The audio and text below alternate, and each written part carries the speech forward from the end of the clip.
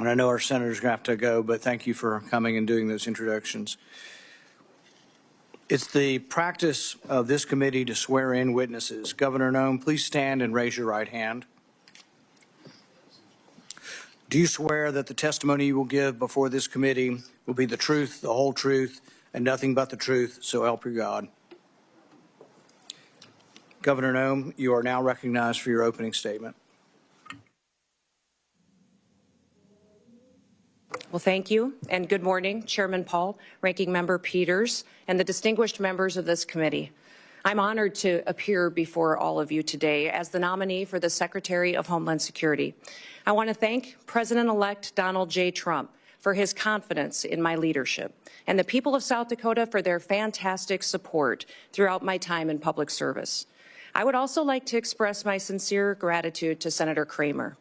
He has been an invaluable resource to me throughout this process and given me much wisdom as well as insight into the thoughts and the procedures of the Senate and this body. And I'd also like to express my gratitude to Senator Thune, the majority leader of this esteemed body. He's been an advisor to me for many years as well as a friend. And I'm so grateful for the generous support of these two men and their willingness to be here this morning to speak on my behalf of our communities. I come before you today with a deep sense of responsibility and a humility as the nominee to lead the Department of Homeland Security, and also a commitment to the more than 330 Americans who we will work together to help serve and to keep safe and secure in their homes and in their communities. Now, before I proceed, I want to introduce to you my husband, Brian, who's here with me today. He is my constant 24/7 reminder of our dedication to public service and that it's not a solo effort or done alone. He has been a rock by my side, and I appreciate all of his love over so many years. I'm grateful that he's here with me today. Now, securing our homeland is a serious, sacred trust that must be relentlessly pursued and can never be taken for granted. All right, should highlight here that I don't see any major opposition happening in this session. But because it's Friday and because the news cycle is going to go through the weekend, we may get surprised. They may try to throw something at her on the Democrat side. So might be a hearing with a good bit of unexpected fireworks. We'll see. Facing our great nation. In the 20 years since the Department of Homeland Security was formed, the nature of the threats to our homeland has grown and they've evolved. This department was created in response to the failures of the government that led to the September 11th, 2001 terrorist attacks. And that reality is not lost on me, especially in the wake of the recent terrorist attacks over New Year's. Now, I've led South Dakota for the last 6 years with a focus every day on making our state safer, stronger, and freer. I've focused every day on making the best decisions, not just for right now, but for generations to come. I've overseen a state budget of over $7 billion and a state employee workforce of more than 13,000, including more than 7,000 that report directly to the governor. I've addressed important issues like cybersecurity, human trafficking, drug interdiction, and also natural disasters, the same challenges that are facing so many of you and the people that you represent back home. I've secured our state and supported the rule of law. And if confirmed as the 8th Secretary, that is the same approach that I will take to leading the Department of Homeland Security. As we face the evolving threats of the 21st century, the mission and the success of DHS is more critical than ever. We must be vigilant and proactive and innovative to protect the homeland. The challenges in front of us are extremely significant, and we must secure our borders against illegal trafficking and immigration. We must safeguard our critical infrastructure to make sure that we're protected against cyber attacks, respond to natural disasters, and also terrorism. I firmly believe that we can meet those challenges head-on with resolve. Innovation, we can use collaboration with federal and with state partners. And senators, I want your input. Border security must remain a top priority. As a nation, we have the right and the responsibility to secure our borders against those who would do us harm. And we must create a fair and a lawful immigration system that is efficient and is effective and that reflects our values. President Trump was elected with a clear mandate He needs to achieve this mission because 2/3 of Americans support his immigration and border policies, including the majority of Hispanic Americans. I was the first governor to send National Guard troops to our southern border when Texas asked for help and when they were being overwhelmed by an unprecedented border crisis. If confirmed as Secretary, I'll ensure that our exceptional, extraordinary Border Patrol agents have all the tools and resources and support that they need to carry out their mission effectively. The same is true of my commitment to the outstanding men and women of the U.S. Immigration and Customs Enforcement. They are responsible for apprehending, detaining, and deporting illegal immigrants. And getting criminal aliens off of our streets and out of the country will help American communities be safer again. The bravery and the dedication of the Border Patrol and ICE are unmatched, and I will restore dignity to their work. The rising threat of cyber attacks also demands our utmost attention, and our critical infrastructure, from energy grids to financial institutions, is under constant attack by foreign adversaries and criminal actors. As Secretary, I will prioritize a comprehensive, whole-of-government approach to cybersecurity. In fact, in the coming days, we have to plan bigger and think faster and smarter. I fully acknowledge that people in Washington, D.C. do not have all of the answers, and therefore I will leverage private-public partnerships. I'll advance cutting-edge, state-of-the-art technologies to protect our nation's digital landscape. And I will have a proven track record of doing this in South Dakota to back me up. I've helped make Dakota State University a global leader in cybersecurity education because we recognize the need to address this emerging threat. And I will take a proactive approach if given the opportunity to serve as Secretary. Now, President-elect Trump has been a tremendous friend to law enforcement over the years, and I will do the same in my role as Secretary. As Governor, I've worked closely with law enforcement to make South Dakota safer.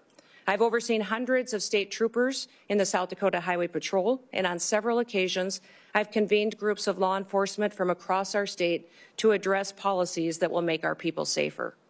In fact, while some in this country were attacking law enforcement and defunding them, we took the opposite approach in South Dakota. We recruited law enforcement officers to move to South Dakota, a state that respects their service and their sacrifice. And we revamped our law enforcement training to provide the first ever state-led, tribal-focused law enforcement training academy. I'm very proud of the work that we've done in cooperation with our tribes to help make their communities more safe. And we must remain vigilant against terrorism and against others who wish to do us harm to our country and to our great people. I'll ensure that our intelligence and our law enforcement agencies are working together hand in hand, that they're fully equipped to detect, prevent, and respond to threats from radical ideologies and foreign adversaries. This requires resources, coordination, and collaboration across all levels of government. And once again, I will seek your wisdom and I will seek your input into the months ahead. For the sake of the people that we both represent, we have to get this right. Now, I recognize that Homeland Security isn't just about prevention, but it's also about resilience. When disasters strike, as we know they will, the Department of Homeland Security must be ready to respond swiftly, efficiently, and effectively to protect the lives and the property of Americans. As governor, I've worked with FEMA in response to a dozen natural disasters in South Dakota. These have included historic floods, tornadoes, blizzards, wildfires, a derecho, and even a global pandemic. As Secretary, I will enhance our emergency preparedness and strengthen FEMA's capabilities, and we will ensure that no community is left behind, and that life-saving services like electricity and water are quickly restored.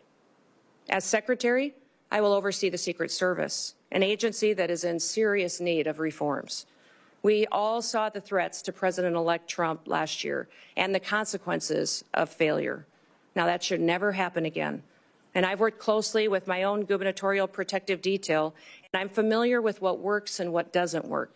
And I'll bring that experience towards strengthening the Secret Service once again. I'm committed to working with this committee, with Congress, and with the dedicated men and women of the Department of Homeland Security to fulfill our mission. And together, we can ensure that the United States remains a beacon of freedom, safety, and security for generations to come. So thank you for the opportunity and the honor to appear before you today. Thank you for the meetings and the time that you took in your office to discuss the department and what we can do in the future to make the American homeland much more secure. I look forward to your questions, and I hope to earn your trust and hopefully also your vote as we embark on this critical work together. And with that, Mr. Chairman, I yield back. Thank you, Governor Noem. We will now proceed to questions. Each member will have 7 minutes. We will have a vote that will start at 10 a.m., but we're going to continue the hearing and keep people in line as you come and go to vote. We'll keep the hearing moving. I want to be clear from the outset that we will not tolerate any disruptions. The Capitol Police have been asked to escort anyone immediately from the room if they disrupt the hearing. This is a standard question, Governor Noem, that we ask of all nominees. Governor Noem, do you agree without reservation to comply with any request or summons to appear and testify before any duly constituted committee of Congress if you are confirmed? Yes, Mr. Chairman. I'm going to reserve the rest of my time for my questions and go to Senator Peters. Thank you, Mr. Chairman. Governor Noem, the DHS Secretary has many competing priorities, as you well know, and you outlined certainly in your opening comments, from our borders to wildfires to cyber attacks. But as you and I discussed at length, and I appreciate you bringing it up in your opening comments as well, we do have a northern border in addition to a southern border. That's absolutely essential that the DHS has the resources necessary at the northern border to carry out its mission, both between ports of entry and all along the border. In fact, we've seen an increase in unauthorized crossings in recent years at the northern border. So my question for you is, if confirmed, do you commit to ensuring, along with the southern border, that the northern border is sufficiently staffed to maintain its security and robust trade between the U.S. and its neighbors, including at the Gordie Howe International Bridge in my home state of Michigan, have the resources they need to facilitate trade while keeping Americans safe? Yes, Senator Peters, you and I talked about this in your office and also with Senator Slotkin as well, how important it is to continue to remain focused on our northern border and all borders and ports of entry that the United States has. I think there's been some universal concern from some of the committee members that as we focus on the southern border and what we're seeing as far as the invasion there and the amount of people crossing, that the northern border would lose focus. But that will not happen, and we will ensure that our borders are secure and we're addressing all threats that may come in from any direction. And also with the bridge as well and staffing up on that as well. And I've assured Senator Slotkin as well that our focus is there to make sure that it is staffed appropriately.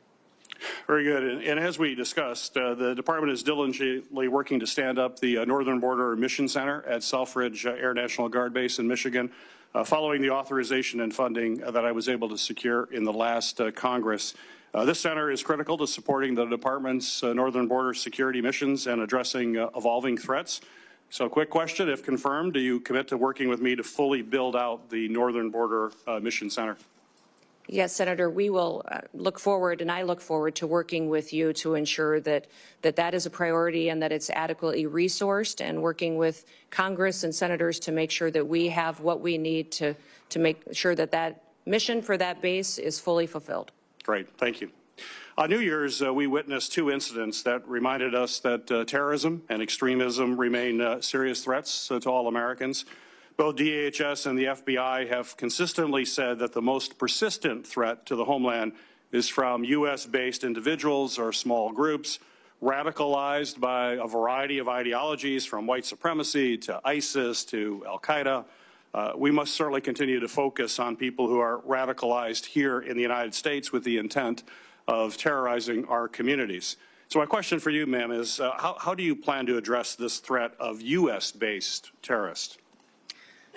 Senator, this is a grave concern for our country, as we all agree that the #1 threat to our homeland security is the southern border. In fact, since Joe Biden has been president, we've seen 382 individuals that have come over that border that are on the terrorist watch list. Behind me have the governor of Louisiana with me.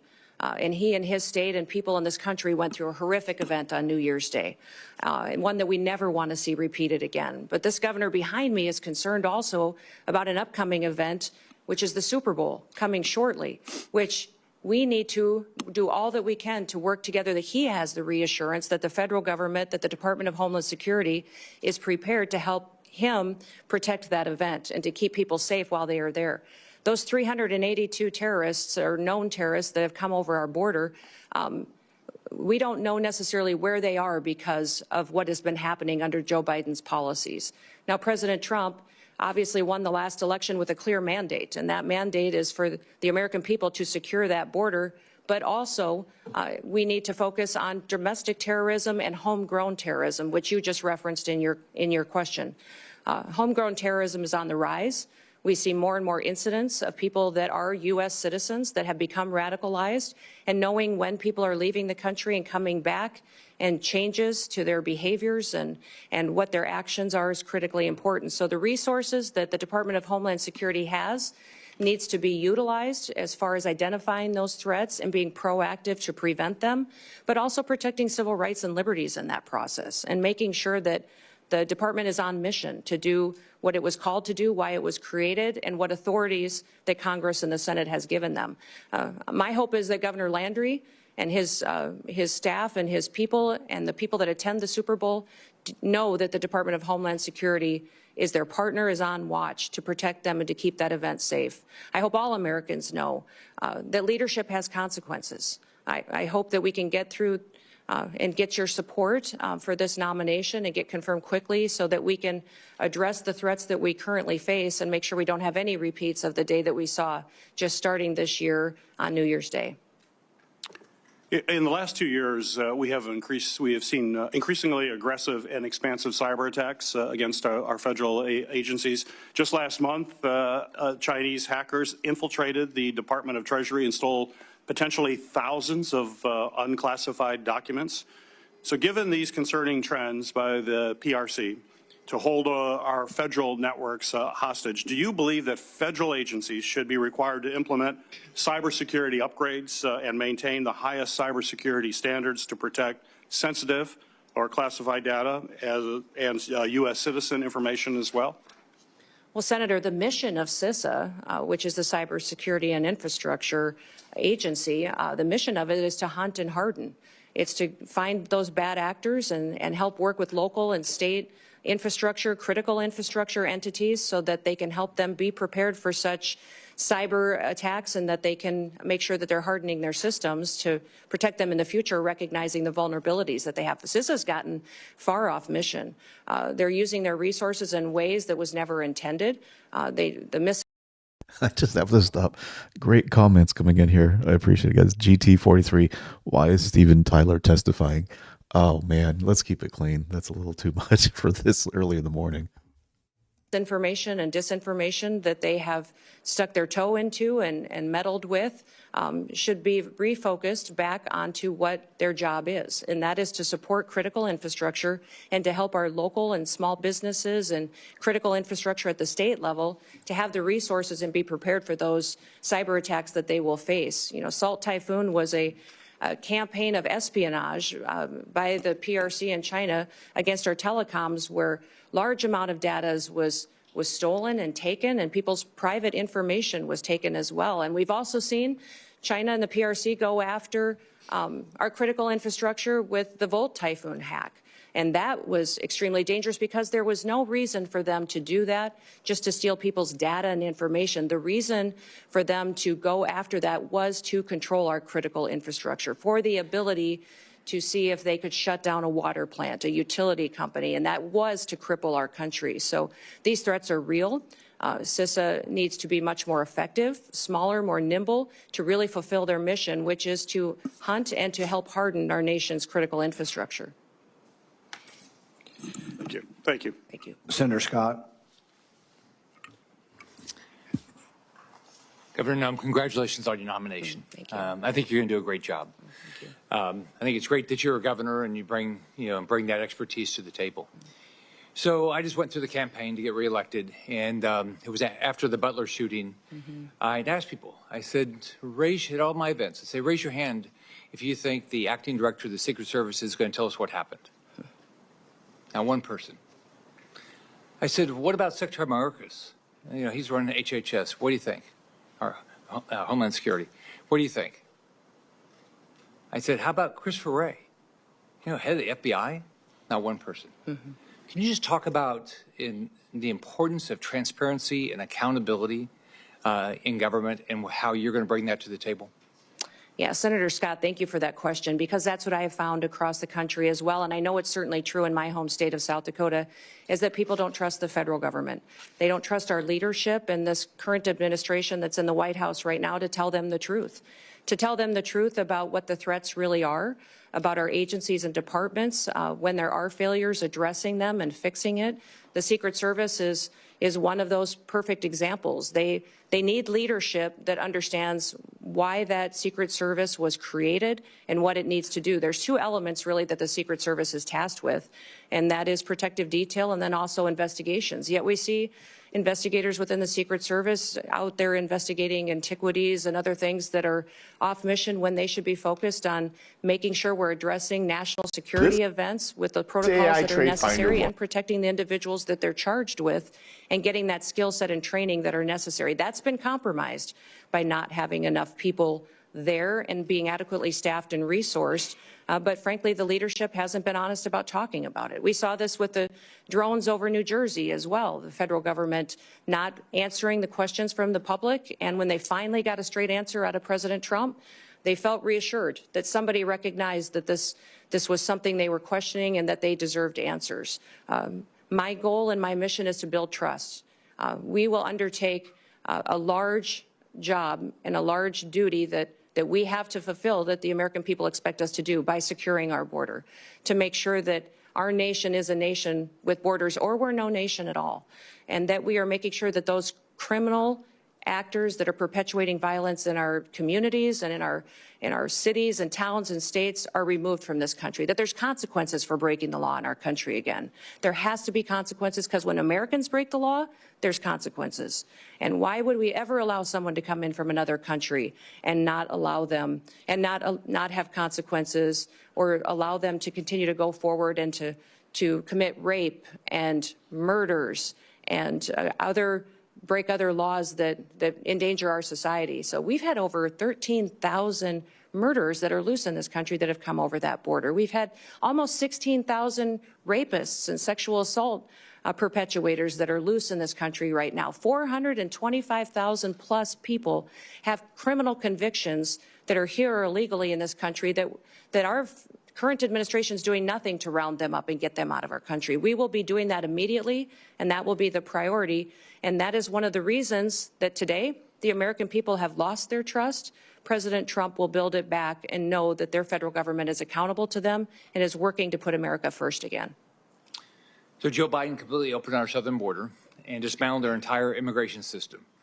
As a former governor, I know that when the federal government policies are broken and failing Americans, you see the impacts in your state, just like I did when I was a governor. And you take the steps necessary to protect the families in your state. I know you've done that. One thing you did, as you talked about before, you sent troops, our National Guard, to the southern border. Can you talk more about how Biden's open border policy has affected your state and communities, and the role your state resources placed in helping secure the border? You know, we certainly have seen the effects in South Dakota that many of your states did, and I would say every state has seen the effects of an open border and the policies that have been under the Biden administration. We saw increased crime, but we also saw increased drug activity. We saw cartel and their affiliates moving into our state to proliferate trafficking, and we saw people being victimized and a lack of accountability with the federal government. So when Texas was addressing the situation and asked other governors for help, we sent help. I know many of the other governors at the time were sending law enforcement, but I made the decision that at that time that it was more appropriate to send the National Guard, that our National Guard could be activated under Title 32 and sent to assist another state from the invasion that was happening, and because the National Guard is trained for just such a mission. Because of this invasion, that it is a war zone down there with what they are going to see, the threats that they would see, and that they are trained specifically to interact with other agencies. The National Guard is used to falling in with other agencies and cooperating with them and could do that seamlessly. And their families and their communities are normalized to them being deployed. So we have in South Dakota deployed our National Guard to the southern border 8 different times. 2 of them were federal deployments. that the Biden administration sent them down there. One was to send our Lakota helicopters, which were used for surveillance and the drug interdiction that was going on down there. But 6 other times I sent them under state activation to partner with Texas and other states in securing our southern border. They did security operations. They also did building of the wall and partnered with Texas, recognizing the failures of the federal government. The failures of the federal government are significant, and we've seen our families and communities devastated by those effects, by the drug epidemic, by the trafficking that's going on, the increased crime. And we recognize that just because the federal government wasn't doing their job, we could not fail our state. And I needed to protect the people of South Dakota, and the people of South Dakota were overwhelmingly supportive of these deployments and very proud of our National Guard. When I was governor of Florida, there was a terrorist attack in Paris by Syrian refugees. So President Obama was president, and I said, I'd like to know if you're going to send refugees to my state, that you give us some background on them. You know, I assume you vetted them and tell us what's going on. You have to tell me, but you ought to tell our state law enforcement and our local law enforcement. All right, that they said, go jump in the lake. They're meaner than that, but they said, go, you know, you don't have no rights as a governor, which had made no sense. We had over 70,000 people come here after Afghanistan on planes into this country, completely unvetted, all right? They've never given our governors any information. So would you change that? Yes, the communication between states and the federal government has been absolutely broken. And that's what I love about this committee is you do have governors sitting on this committee that have been in that role as a commander-in-chief and have the responsibility for being the CEOs of their state. It's a different perspective than serving. I served in Congress too, and both are extremely important, and they're just different in that responsibility that weighs on your shoulder. I often told folks that that is the thing that most times, if something was going to keep me up at night, it was the responsibility that I had being commander-in-chief, recognizing the decisions that I made. And I'm sure you had this feeling as well, Senator Scott, as governor, that impacted those families, those soldiers, and it impacted their communities when we pulled them out, and the importance of that. And when they were bringing refugees into the country, I as well communicated that to the federal government. They were bringing refugees, and I asked how they were vetted, how we were working with their home countries to find out who they really were, what their intentions were, and why they were coming to the United States, and received no information from this administration, that vetting process was being done, that we knew where they're going. In fact, they kept us in the dark and didn't communicate to us even what states and where those refugees were being placed. So that is something that we need to change. When we have programs that fall under the purview of the Department of Homeland Security, there needs to be communication, especially with the governor, so that we can coordinate to ensure that it's the right thing for that state. Thank you. Senator Hassan. Thank you, Mr. Chair, and welcome, Governor Noem. Really appreciate you being here. Welcome to your family as well. Thank you. And families do share in this kind of public service, and we appreciate them very much. As we discussed at our meeting last month, as a former governor, I appreciate the important responsibilities that governors have to ensure the safety and security of their communities, including by managing public safety and emergency agencies. And I will say that in many ways, I agree with some of the things that Senator Scott just said about improving communication between the Department of Homeland Security and governors around who is being sent to states. It's a critical issue and something that I was frustrated by when I was governor. So I look forward to hearing more today about your priorities, if confirmed, about how your experience as governor would help you run the Department of Homeland Security. Let me just start by following up with a question that Senator Peters had also touched on. We have recently in New Hampshire seen a dramatic increase in unauthorized border crossings at the northern border. And when I was at the northern border recently, law enforcement told me about the need for more personnel and resources. We still don't have cell phone coverage in a lot of the stretch of our northern border. I've worked with Senator Kramer on bipartisan legislation to strengthen our northern border strategy because it's clear more support is needed. So, Governor, if you're confirmed, would you deploy additional full-time personnel and upgrade equipment along the northern border?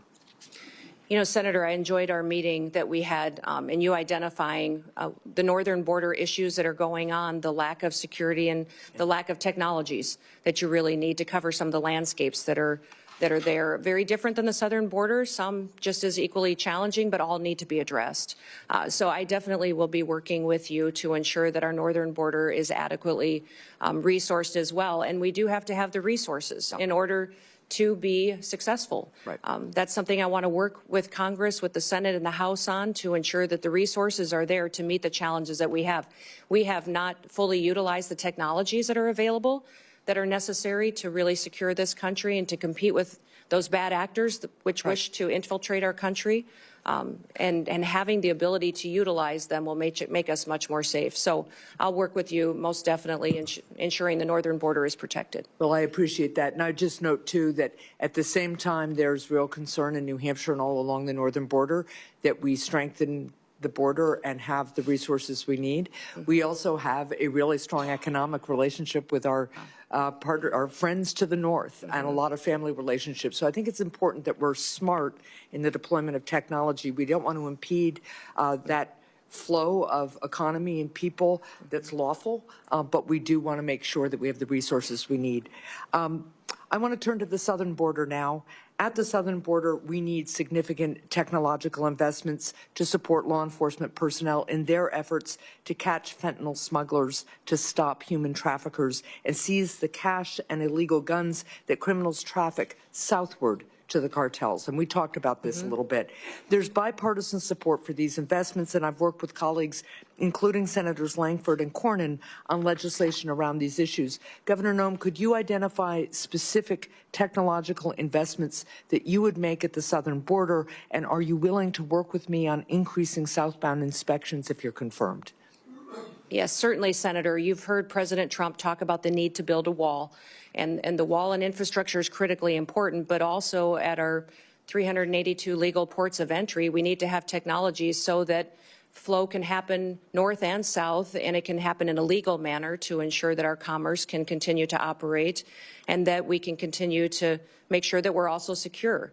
I think de minimis shipments are a concern, and the need to look at those and how traffickers and fentanyl distributors are using that. I think we also need to use scanners, surveillance operations. There's new technologies out there to cooperate with satellites in some area where the topography does not necessarily facilitate having actual infrastructure, and then also the ability to make sure that we're utilizing that technology that allows us to know what is going south that might be fueling some of the violence that ends up coming back north, and ensuring that we're stopping that before it has the chance to supply those cartel and bad actors that would come in. Yeah, I really appreciate that, because the southbound flow, particularly of cash and weapons, fuels the cartels and strengthens them. Absolutely. And it's something that we really have to focus on. I also want to follow up on the issue of cybersecurity.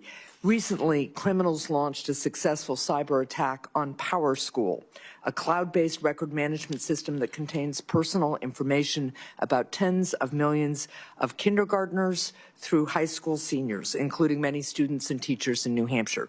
This cyber attack on PowerSchool comes as schools and local governments across the country have seen a surge in cyber attacks on their systems.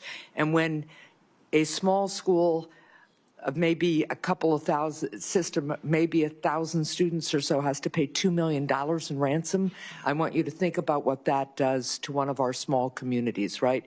So, Governor Noem, if you're confirmed, how will you empower the Cybersecurity and Infrastructure Security Agency to improve the cybersecurity of state and local governments in the United States?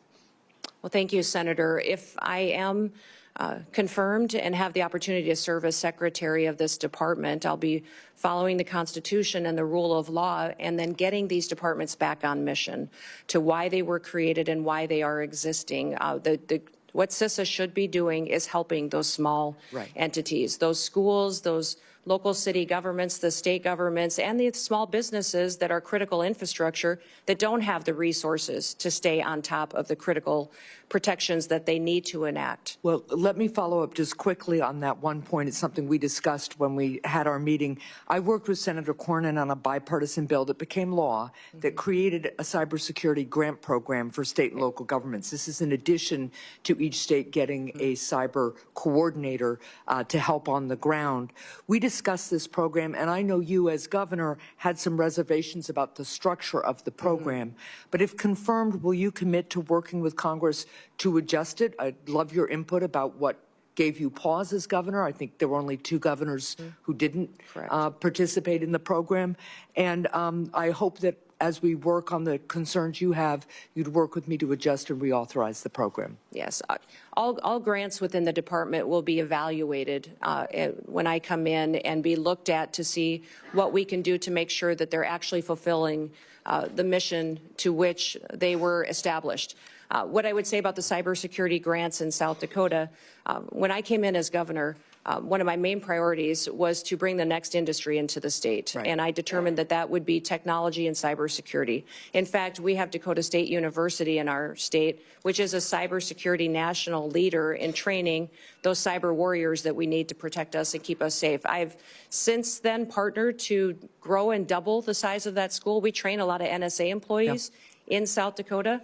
And so understanding cybersecurity and my experience in that, I think, is critically important to the department and bringing it to the table to do this. You talked about why we didn't take that cybersecurity grant in South Dakota, and it's because the requirements of that grant would have caused me to grow my state government. The administration costs of it would have been much more than what it would have been able to facilitate at the local level, and our state was already proactively helping these individuals that needed the resources to secure their systems. Well, I appreciate that. I'm way over time. There were very few requirements purposely in that grant program other than to make sure the money was being spent the way we authorized. But let's continue to talk about that. Thank you. Senator Holling. Thank you, Mr. Chairman. Governor Noem, welcome. Congratulations on your nomination. I'm delighted to see you here.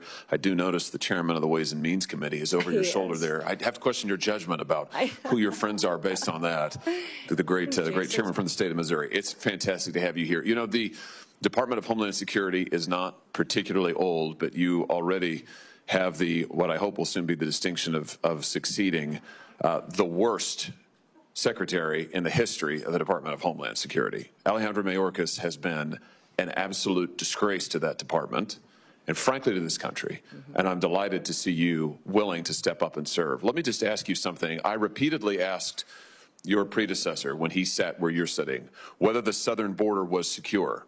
And he repeatedly told me under oath, it is secure, Senator. And he repeatedly said under oath, our policies are working, Senator, meaning the Biden administration policies that, of course, gave us this devastating open border. So let me just ask you, is the southern border secure as we find it today? Senator, no, the southern border is not secure today, but in just 3 days, we will have a new president in this country, President Donald J. Trump, and he will secure our border. That is refreshing candor. I'm glad to hear it. Let me ask you about a young man from my state. This is Travis Wolf.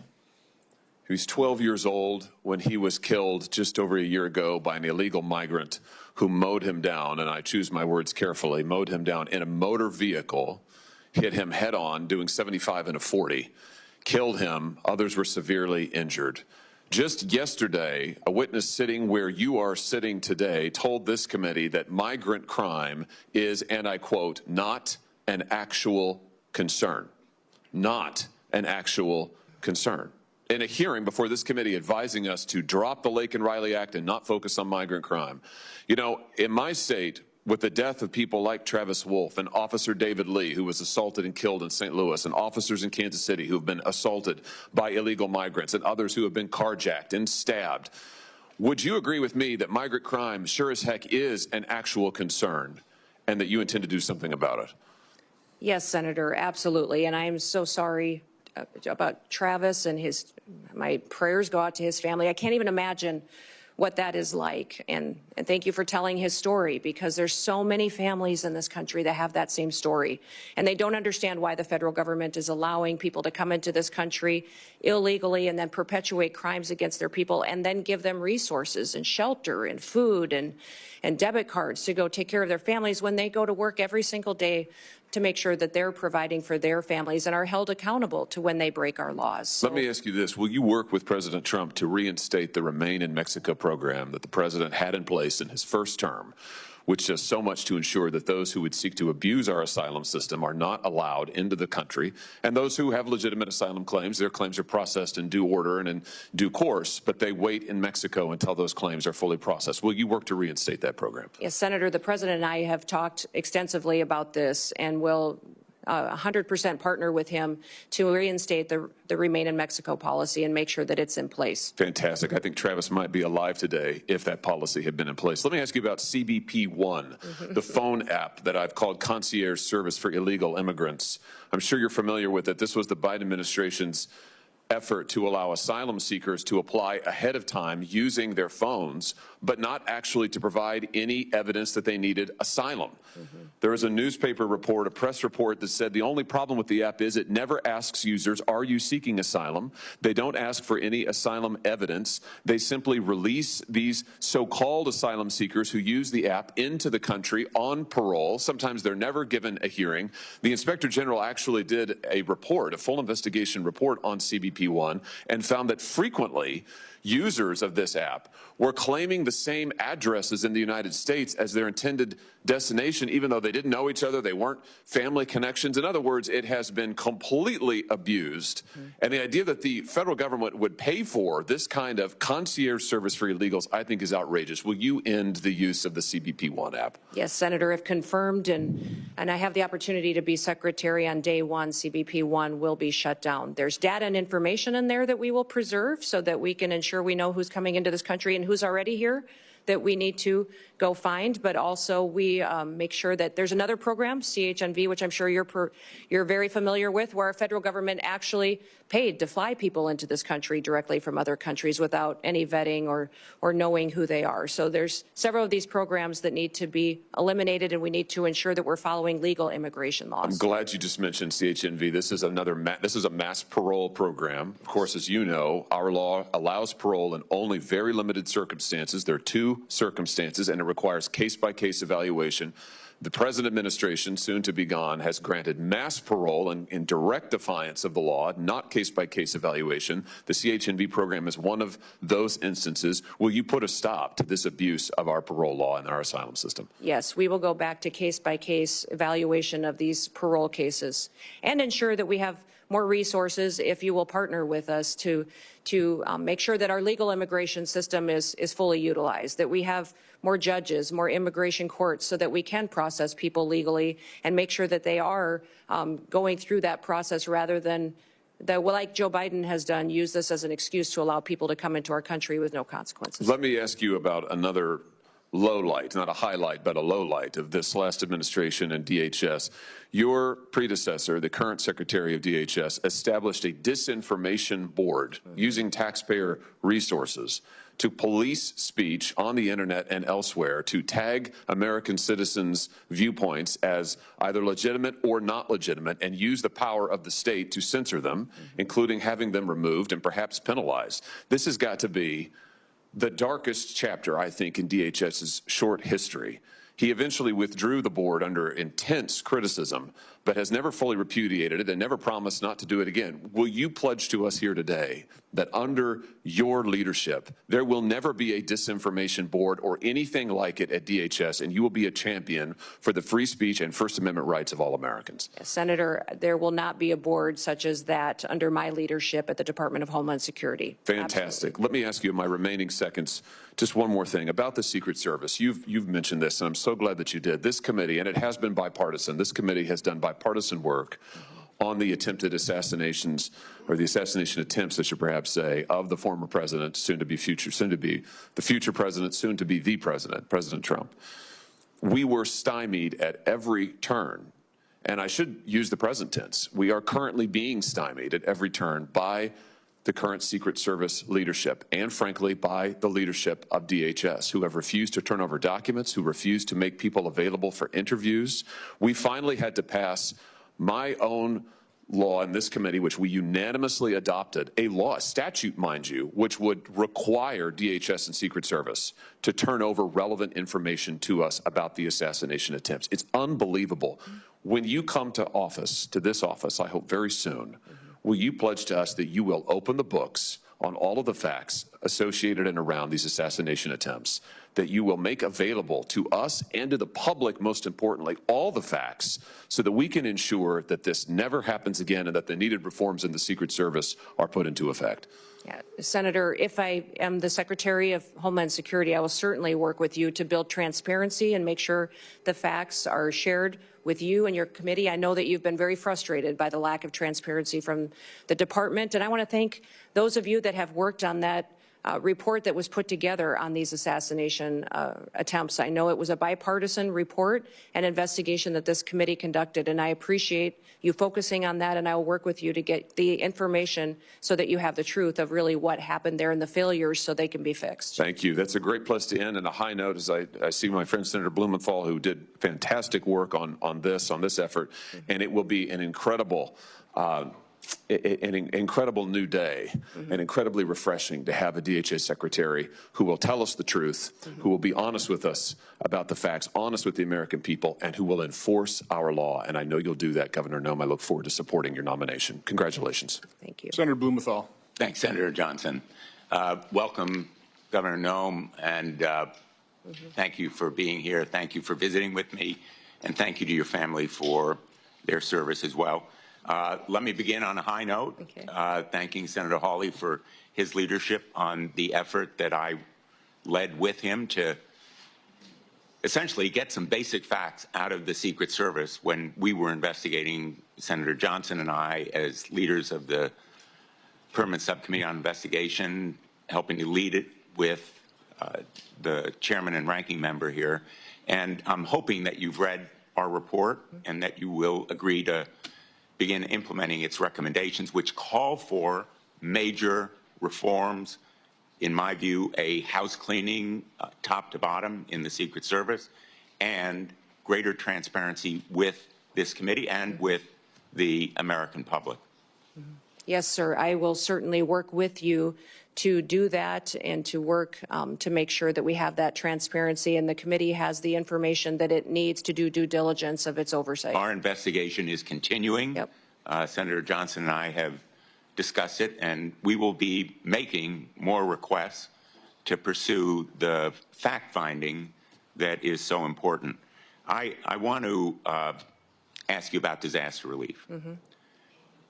California is on fire. The fires raging there are going to leave destruction and devastation that is heartbreaking. I am really disappointed with some of the statements that President-elect Trump has made. For example, saying that, quote, we won't give him. All right, this guy, Blumenthal, is one of the most boring people I've seen in my life. How he got elected to public office, I have no idea, but only in America. Anyway, I have to take a business call. I apologize, guys. I'm going to keep it going. We'll be back, talk a little bit of commentary along the way. But this is happening now. Get you right back to it.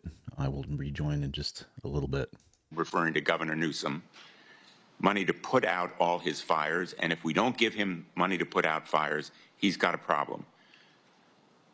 The specter is there of potential discrimination based on politics, withholding money from California or other states. It's not an unfounded fear. In the last administration, there were public reports about President Trump withholding money from the state of Washington because of his disagreements with Governor Inslee. Connecticut, like the rest of the nation, suffers from these natural disasters. Most recently, in August, we were hit by major flooding, and these natural disasters are going to become more frequent, as will be the need for the federal government to meet the requests for declarations of natural disaster. I assume you will agree with me that withholding disaster relief by President Trump or any other chief executive of the United States is a violation of his duty and of law? Well, Senator, leadership has consequences.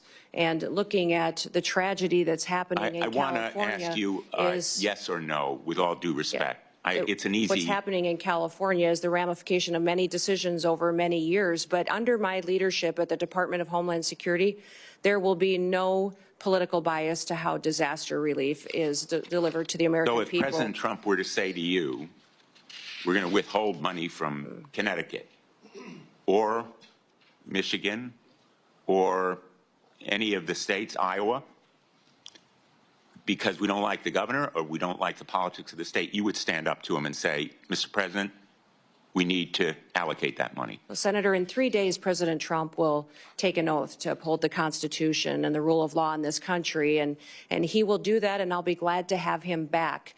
And I don't speak to hypotheticals, which is what you're asking me to do, but what I will tell you is that as Secretary, I will do the same. I will deliver the programs as the Well, it's laws more than a dictate. hypothetical, with all due respect, and I apologize for interrupting you, but my time is limited, as you know, as a veteran of these hearings.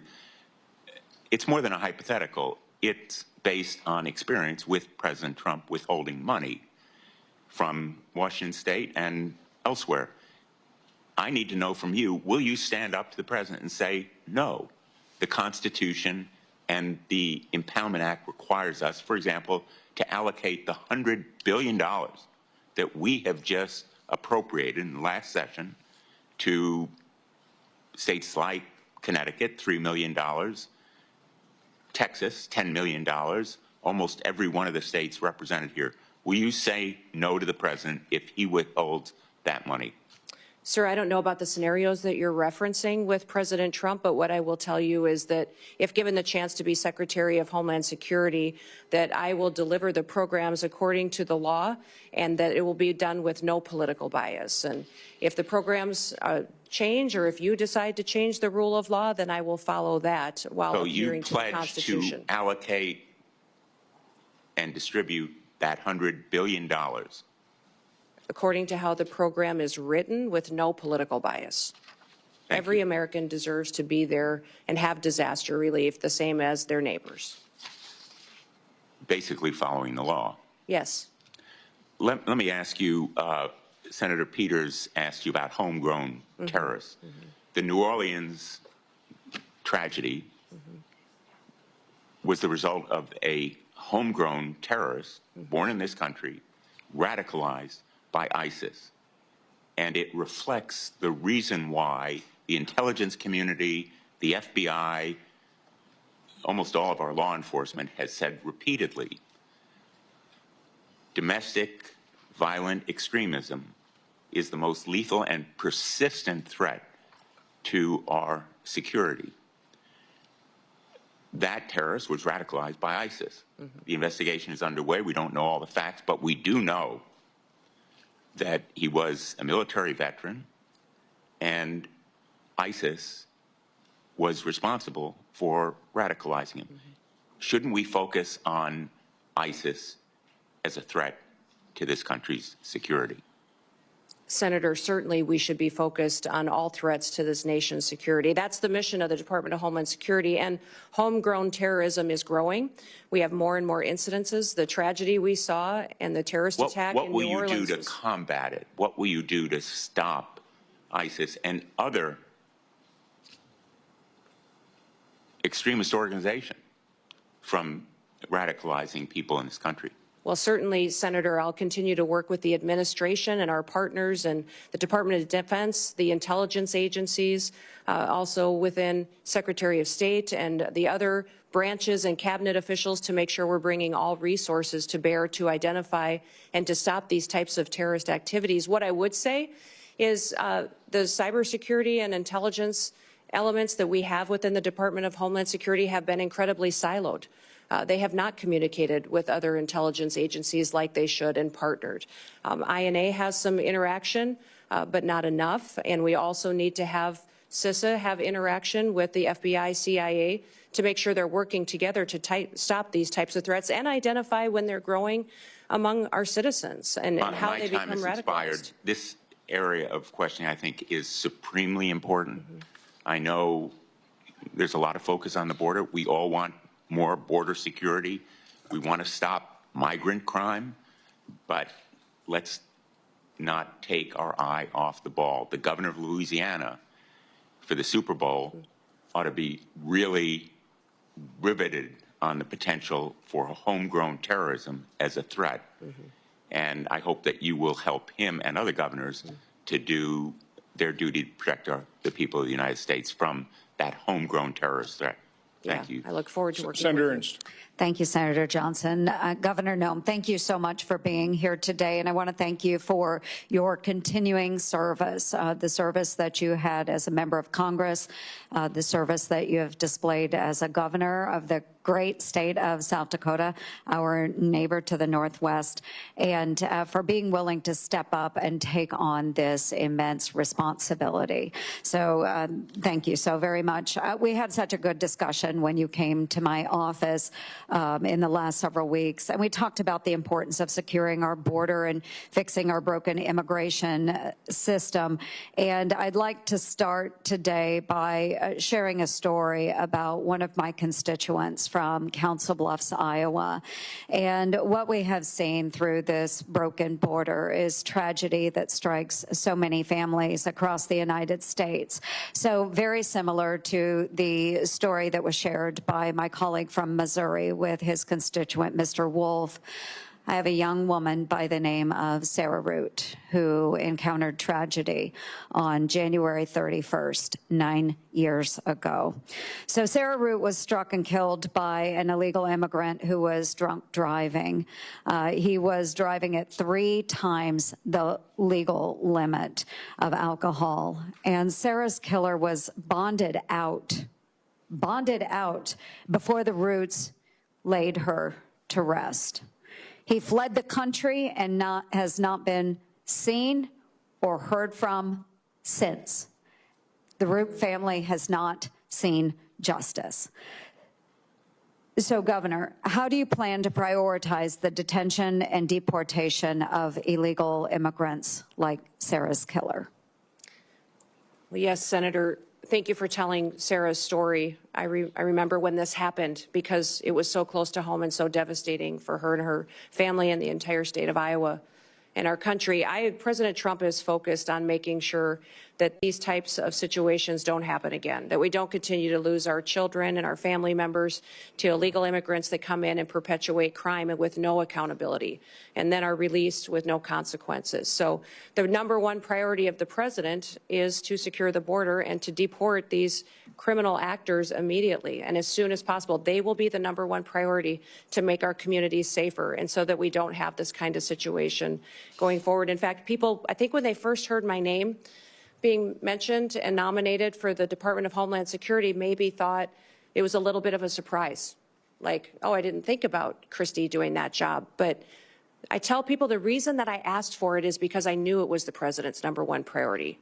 I knew that it needed to have someone in the position that would do what the president promised the American people, would be strong enough to do it, and follow through to make sure that we're protecting our communities and America, but that also came at it from a perspective of how these families feel, that was a wife and a mom and a grandmother, and would be able to stand up and communicate to the American people what we were doing and why we were, because it's what they asked us to do. I have 3 grandchildren and 1 more on the way, and when I look at little Miss Addie every day, I just think, what kind of a country is she going to grow up in? What kind of a country will we leave her and her brother and a sister? And I don't want them to think that their grandma sat on the sidelines and didn't do all that she could. So I will enforce the Constitution and the law, and I will make sure that when people enact horrific things like this that happened to Sarah and her family, that there will be consequences for it. Yeah, absolutely. And as a fellow grandma, I know that you are perfectly positioned to enforce this. I do want to move on to another topic that we visited about in my office. So I'm the founder and the chair of the DOJ Senate caucus. And so we do need greater government efficiency. And I do believe in order to do that, we need less of our employees teleworking and more of those government workers back in the office working for our constituents. And to that end, it ties together then, too. We just found out that the Treasury Department had a cyber attack on December 8th from China. And no surprise here, they access servers through work from home software. So it all ties together. We need more people back in the offices, making sure that any communications are secured, any work is secured. And to that, I know the Biden administration has put a huge emphasis on the cyber bureaucracy, but they haven't really done anything about it. And they haven't given any authority to those that are enforcing the standards. So we need to enforce the standards that are set forth to make sure the cybersecurity is truly there. But what can DHS do? One, with telework, how do we get the employees back? And then two, how do we make sure that our systems are secure from these cyber attacks? Well, Senator, thank you for focusing on remote work and the need to get people back in their offices and accountable to the work that they do. In fact, I've heard since being nominated for this position that many of the agencies within the department are not showing up. They're not doing their jobs. But even FEMA, who is responsible for disaster response, that they have the alternative, some of these employees, to not even respond to a disaster, which might explain the horrific results that we saw in North Carolina when they had such a terrible disaster that impacted families and communities, and FEMA failed them so miserably. If it's not even a responsibility of them to show up when terrible things happen, what other day-to-day activities are not getting done because they're working for home or not doing their job at all. You talked about cybersecurity and the need to ensure that our systems are safe and secure. One of the things that disturbs me the most is that we don't necessarily even know how some of these espionage attacks that have infiltrated our systems have happened. We don't know how to stop them yet. We don't have the knowledge, and that our departments and intelligence agencies and cybersecurity agencies have become siloed and aren't working together to stay in front of these bad actors. But many times our most vulnerable area happens at the state and local level. Some of these smaller entities that feed information into our systems is where they choose to infiltrate and get our data and to really hold for ransom many of these companies and then impact our federal systems as well. So one of the first meetings I had when I was elected governor with the former governor during the transition was he said the #1 priority you're going to have as governor is to secure our systems. He said our systems are so antiquated, and we've had over 16,000 hacking attempts in just the last month. You need to secure our systems and get it done. So that was a priority for me. And to do that, and we fully funded it and got it done in South Dakota, and it's being implemented today. I look forward to doing that at the federal level to make sure that people's data and information is safe, but also our country is safe from these bad actors that have a plan to take us out. Well, thank you. My time has expired, but I do want to end on a note that another thing that I do truly appreciate about you and your nomination is that as a governor, you have worked with those local constituencies as well and those local governments. And I know that this will be an incredible strength that will ensure continued success for you within the department. So thank you, Governor, very much. Thank you, Mr. Chair. Senator Kim. Thank you, Chairman. Governor, it's good to see you. Good to see you again, Thanks for too. coming before our committee. I wanted to just ask you not just about your work, but how it's going to fit into the broader incoming Trump administration. And in particular, I guess I'm uncertain about roles and responsibilities regarding your position and Tom Homan's. I guess I just want to ask you just point blank, like, who's going to be in charge of the border? Well, the president will be in charge of the border. It's a national security issue, and the president is in charge of this country and has made a promise to the American people, and we will fulfill his agenda. Well, that was a good answer. It's the answer I would have given as well. But I guess I got confused when Trump made the announcement about Tom Homan. He said, quote, I'm pleased to announce that Tom Homan, and said that he's in charge of our nation's borders. So I guess, again, I'd just like to go back to you. How are you going to work with Mr. Homan? What is the division there? I'm trying to get a better sense of who's in charge. Yeah, Tom Homan is an incredible human being who has over 30 years of experience. Incredible experience. Yeah, I get at that. the border, I'm just trying to think through the insight and wisdom. Decision-making process Yeah. when it comes to your work. For instance, will he be giving orders directly to CBP, ICE, USCIS? Tom Homan has a direct line to the president. He is an advisor to the president, the border czar. I obviously will be, if nominated and confirmed, and put into the position of being the Department of Homeland Security Secretary and responsible for the authorities that we have and the actions that we take. I say this because I actually want to make sure that we're empowering the next Secretary of Homeland Security. Yes. You know, in the legislation that was codified by Congress and moved forward that started this after September 11th, it said, quote, all functions of all offices, employees, and organizational units of the department are vested in the Secretary. So I guess the reason why I mentioned this is I've just seen some quotes from Mr. Homan where he said, quote, I'll be making decisions on border security and deportation. He was asked in another interview about the stronger role that he'll play, and he said, absolutely, I'll be making decisions on how we do the border. So I just raise that as a concern of mine, because not only is that about the function of our executive branch, but also the capabilities of this committee to be able to properly do our constitutional duties for oversight, the ability for us to be able to have that conversation. We can talk to you, engage with you. That is the direct way. But if he is going to be making decisions, then he should come before this committee as well. And I know that that's something where, as far as I know, his role will be directly at the White House, is not something that will be under the purview directly of this committee. So I just wanted to raise those concerns. Yeah, Tom and I work very well together and talk and communicate all the time, and we'll be working together on a daily basis when we're in our positions under the new administration.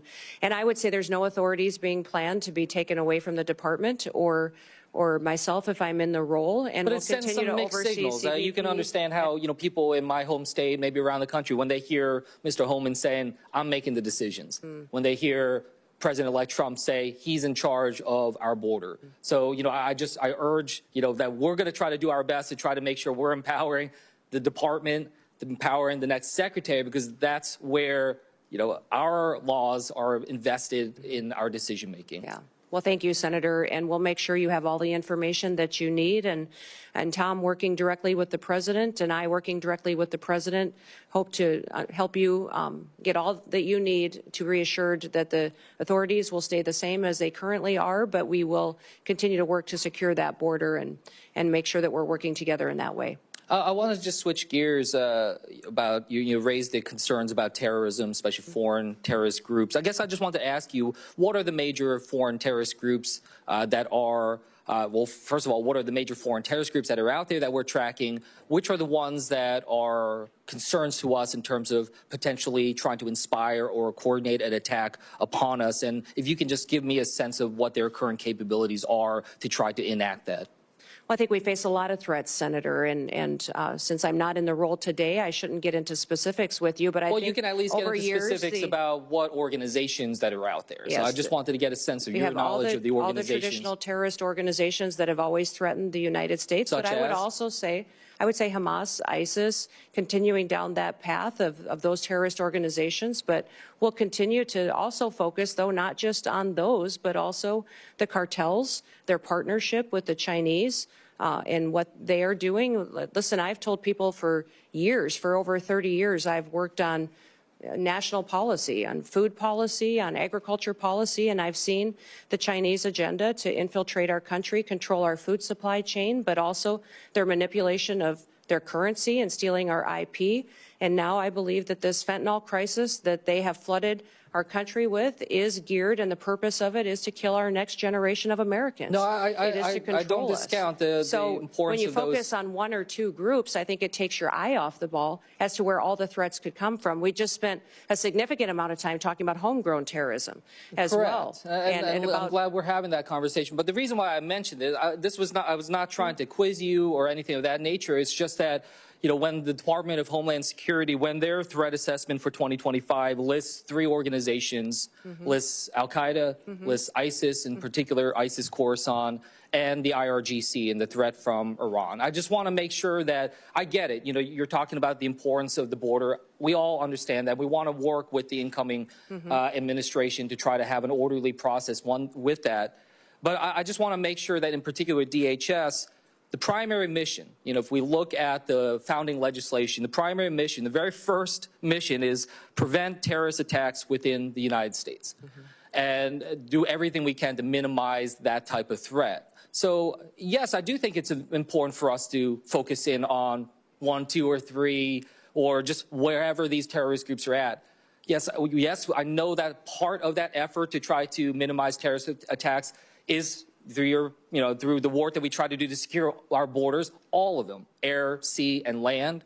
But the primary mission still is about preventing terrorism, not just the border security. That's a tool to be able to accomplish that. So I just raise that with you. I want to make sure that the next Homeland Security Secretary has a very detailed knowledge and understanding about the terrorist groups, their capabilities, and is tracking that on an absolute daily basis, and that they understand that is their top mission. And with that, I'll yield back to the chairman. Senator Johnson. Governor Noem, welcome, and thank you for your willingness to serve. You'll be taking over a massive federal government agency, 240,000 employees. It's probably too massive. I think had I been there back then, I don't think it would have assembled these 22 different agencies in this massive department, but that's what we've got. It's a department that the previous administration, I think, has completely misused. Instead of using Customs and Border Protection to do that, to protect our border and secure it, they've utilized those resources to incentivize a massive influx of illegal immigration. Instead of using the Cybersecurity Infrastructure Security Agency to do that, they instead engaged in mission creep and utilized it to censor Americans with the Misinformation Board. I am concerned about disaster relief, just federal disaster relief in general, creating greater and greater and increasing levels of moral hazard, resulting in higher costs of these disasters. So let's cover each one of those kind of in order. How do you gain control over a massive agency whose resources and personnel have been misused? I mean, how do you root out those individuals who, instead of securing our border, opened it up and facilitated this? Well, Senator, this has been a big topic of conversation in most of the meetings that I've had with the members of this committee was how do we fix this agency, which the reputation is that it's broken and dysfunctional. I think that was the question I get asked the most is why would you want to head up such a dysfunctional department? And I would say that because the mission of the department is to secure the homeland and our people. It's our biggest vulnerability right now. And we have a president that's not enforcing the law. And I don't believe the law should be unequally applied. Everyone should be subject to our laws, and a nation without laws and without borders is not a nation at all. So I will work by ensuring one of the things that Senator Ernst talked about, people have to show up for work. I think there's going to be a majority of people who don't have their primary mission to secure the homeland, that if they don't want to show up for work, then maybe they're just not truly passionate about protecting America. I think they need to do that, and they need to recognize what their job is. The morale in DHS is very low. I'm going to let people do their jobs. I'm going to remind them what their jobs are. Some of these Border Patrol agents haven't been able to do their jobs for a very long time. They've been processing paperwork and facilitating an invasion when they should be back securing our border, which is why they were recruited and wanted to serve there to begin with. We're going to build partnerships with local law enforcement, with ICE and task forces. So we're communicating again with local sheriffs and mayors and law enforcement to partner together. When you talk about the fact that this is such a broken and agency that needs so much improvement, a lot of it goes back to why were we created and are we fulfilling that mission and making sure that these individuals are getting back on task. So under my chairmanship and under the Trump administration, we did rename a part of DHS, the Cybersecurity Information Security Agency. I in no way, shape, or form ever contemplated that the sub-agency within DHS that was really focused on securing us against the cyber threats and other threats to our infrastructure would ever be used to violate the Constitution the way it was used to violate the Constitution under the Biden administration. This administration has been completely opaque. We do not have the information to know and the communication in terms of what all happened here. So my question relates to how they misused CISA. Will you commit to providing the transparency, providing the information, investigate it yourself, but provide this committee, my subcommittee, the information to expose the truth to the American public, but even more importantly, propose a piece of legislation based on our investigation, based on those results, to fix it so that no administration can ever misuse the language of the law to commit that kind of unconstitutional act and violate people's First Amendment rights. Yeah, Senator, I look forward to working with you on that. And I think what we saw during the COVID pandemic, the actions of CISA, their misinformation and disinformation campaign, the materials they were putting out was shocking. Shocking at what they were doing to decide what was truth, what wasn't, and how they were trying to manipulate the American people. We saw it in elections and Russia influence as well. And so ensuring that they can't do that in the future under any administration would be a priority, that they stay doing what they're supposed to do and hardening our systems and working with local officials to do that is a priority. And I'd look forward to working with you on legislation should you wish to rein them in. So the first step in that process is to expose the truth, to find out who these bad actors were, expose who they were, hold them accountable. I mean, that is crucial that we take that first step. So again, look forward to working with you on that. You know, the tragedy of the California fires, the more we learn, the more we understand that not only was it predictable, it was predicted, which means it was preventable. Again, you're not going to be, you can't prevent the initiation of those fires, but you certainly can prevent them from raging into the tragedy that they became, the dozens of people who lost their lives, the hundreds of billions of dollars worth of property damage. It's not just California, though. I mean, again, that was grotesque mismanagement. That could have been prevented. You can't prevent a hurricane. You can't prevent floods. But you certainly can try and start reducing the moral hazard that we've allowed to explode, quite honestly, by the federal government rushing in immediately, no questions asked, just tell us how big a check you want. What can you do in your new role to try and start reducing over time the moral hazard that we have created in this country with federal disaster relief? Well, Senator, emergencies and disasters are always locally led. They're led by the local communities and leaders, and that's because they're much more responsive and much better informed on how to bring relief and to get those emergency services there to meet the need. Then it's state supported and federally resourced. Which means that when we come in, that we're supporting what the mission is, what those emergency operations and plans are that the local city and county and then also the state has implemented and do what we can to fulfill the mission of our programs. One of the things that FEMA's not doing today that I think we should be doing is streamlining communications. We saw this in New Orleans. We saw it in other terrorist attacks in the country, and you just referenced it as well about the American people not getting the truth, senators not getting the truth and the transparency that we need, is that I believe FEMA can always put out a blueprint for what a response would be should something terrible happen.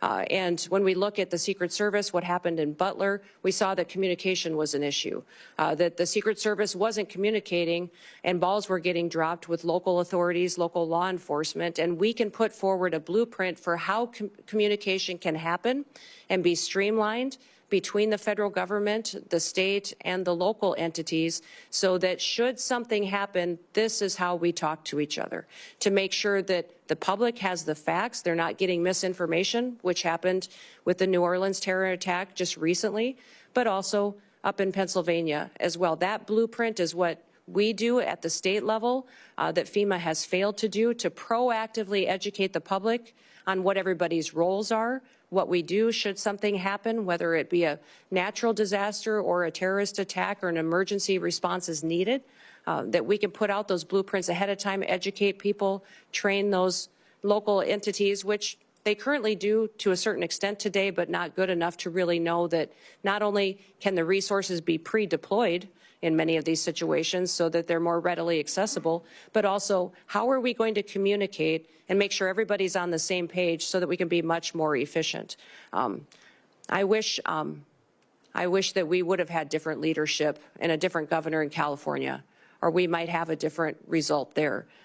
But in the Department of Homeland Security, we can do all that we can to make sure that the people that live in California know that they're going to get a response from the federal government that's appropriate, and we did all that we could to make sure that they had the information ahead of time so they could protect themselves when they do have a failure in leadership like we've seen. Well, thank you and good luck. You bet. Since Senator Johnson brought up California fires, I have to interject here. We talked about burn policies. You know, these are local policies, how we try to not have so much brush and things like that. They're also next to the largest body of water in the world, the Pacific Ocean. So I see these homes all burning on the beach in Malibu, and I'm like, wow, if they just had a generator and a hose, you start sucking the water out of the Pacific Ocean. But you could do more than that. You could pump it and put it in cisterns up in the hills a mile or two in. You know, it doesn't rain very much there, but why don't they take the ocean water, put it in cisterns, and have a bunch of water ready when a wildfire shows up? But it's like, once again, bad local government. Senator Gallego. Thank you, Chairman. Thank you, Governor, for your attendance, and I appreciate us meeting last week and our frank conversation. So in partly following up to our conversation, in recent years, I've been in very close contact with our Arizona border communities, which are unlike other border communities, and about the funding needs to address migrant influxes through the Shelter and Services Program, or SSP. Without this funding, border communities must bear all the financial burden for national immigration challenges and the broken border in general. So that means police, fire, hospital systems, in general, anything of that. And at the same time, they will also face the potential challenges of street releases. And again, these are very small towns on the border, so having thousands of people being released becomes both burdensome, security issues, and just not fair to them. And we get lumped in with places like New York and Chicago about how they do their shelter programs. Our shelter programs are not the same as New York and Chicago. We do not permanently put people in apartments or anything of that nature. We are trying to move people away from the border so that way they don't become a burden on these very, very small communities. So I'm very highly concerned, as I told you in our meeting, when the SSP program becomes politicized and to the point where we get lumped in with those programs which I don't think are effective and are actually counterproductive, and it ends up depriving our small Arizona borders of these very, very vital funds that they need. So as DHS Secretary, how would you ensure that border communities are not left to respond to and pay for these immigration influxes, the broken border system on their own? And would you commit to helping really not politicize or just join the SSP program to the point where places that are doing things correctly, like Yuma, Arizona, like Pima County, like Cochise County, aren't lumped in with the people that are doing things incorrectly, like New York State and Chicago? Well, Senator, thank you for the conversation in your office about the program, FEMA, the southern border and the challenges, and then also the difference between your state and how you utilize funds versus other states. I would say that my hope is that if given the opportunity to serve as secretary, that the federal government would no longer, and I believe as President Trump has promised the American people, facilitate an illegal alien invasion, and that your communities in Arizona would no longer have the issue with having people in your small towns and communities that you need to figure out how to take care of and get them to where they want to go in other places of the country. The president has promised he will secure the border, that we will uphold our nation's laws, and that he will do that to the benefit and be putting America first again. So I know we talked extensively about the SSP program and how you've utilized it, but getting these programs back to what they were intended is important. FEMA is a disaster response agency, and some of the facilities that have been utilizing these types of funds and dollars need to be reevaluated, and to make sure that it's truly doing the service that is upholding our nation's laws. And certainly I understand reevaluating, especially how some of these states have been using it. And in an ideal world, we don't have to have a program like that because we don't have this mass of humanity that's coming towards our borders. But even under the first Trump administration, we actually still needed it also. So this is why my concern is to not get rid of this program, because, again, these small communities, I'm talking communities of maybe 10,000 people, maybe only 6 or 7 cops are going to end up really bearing the brunt.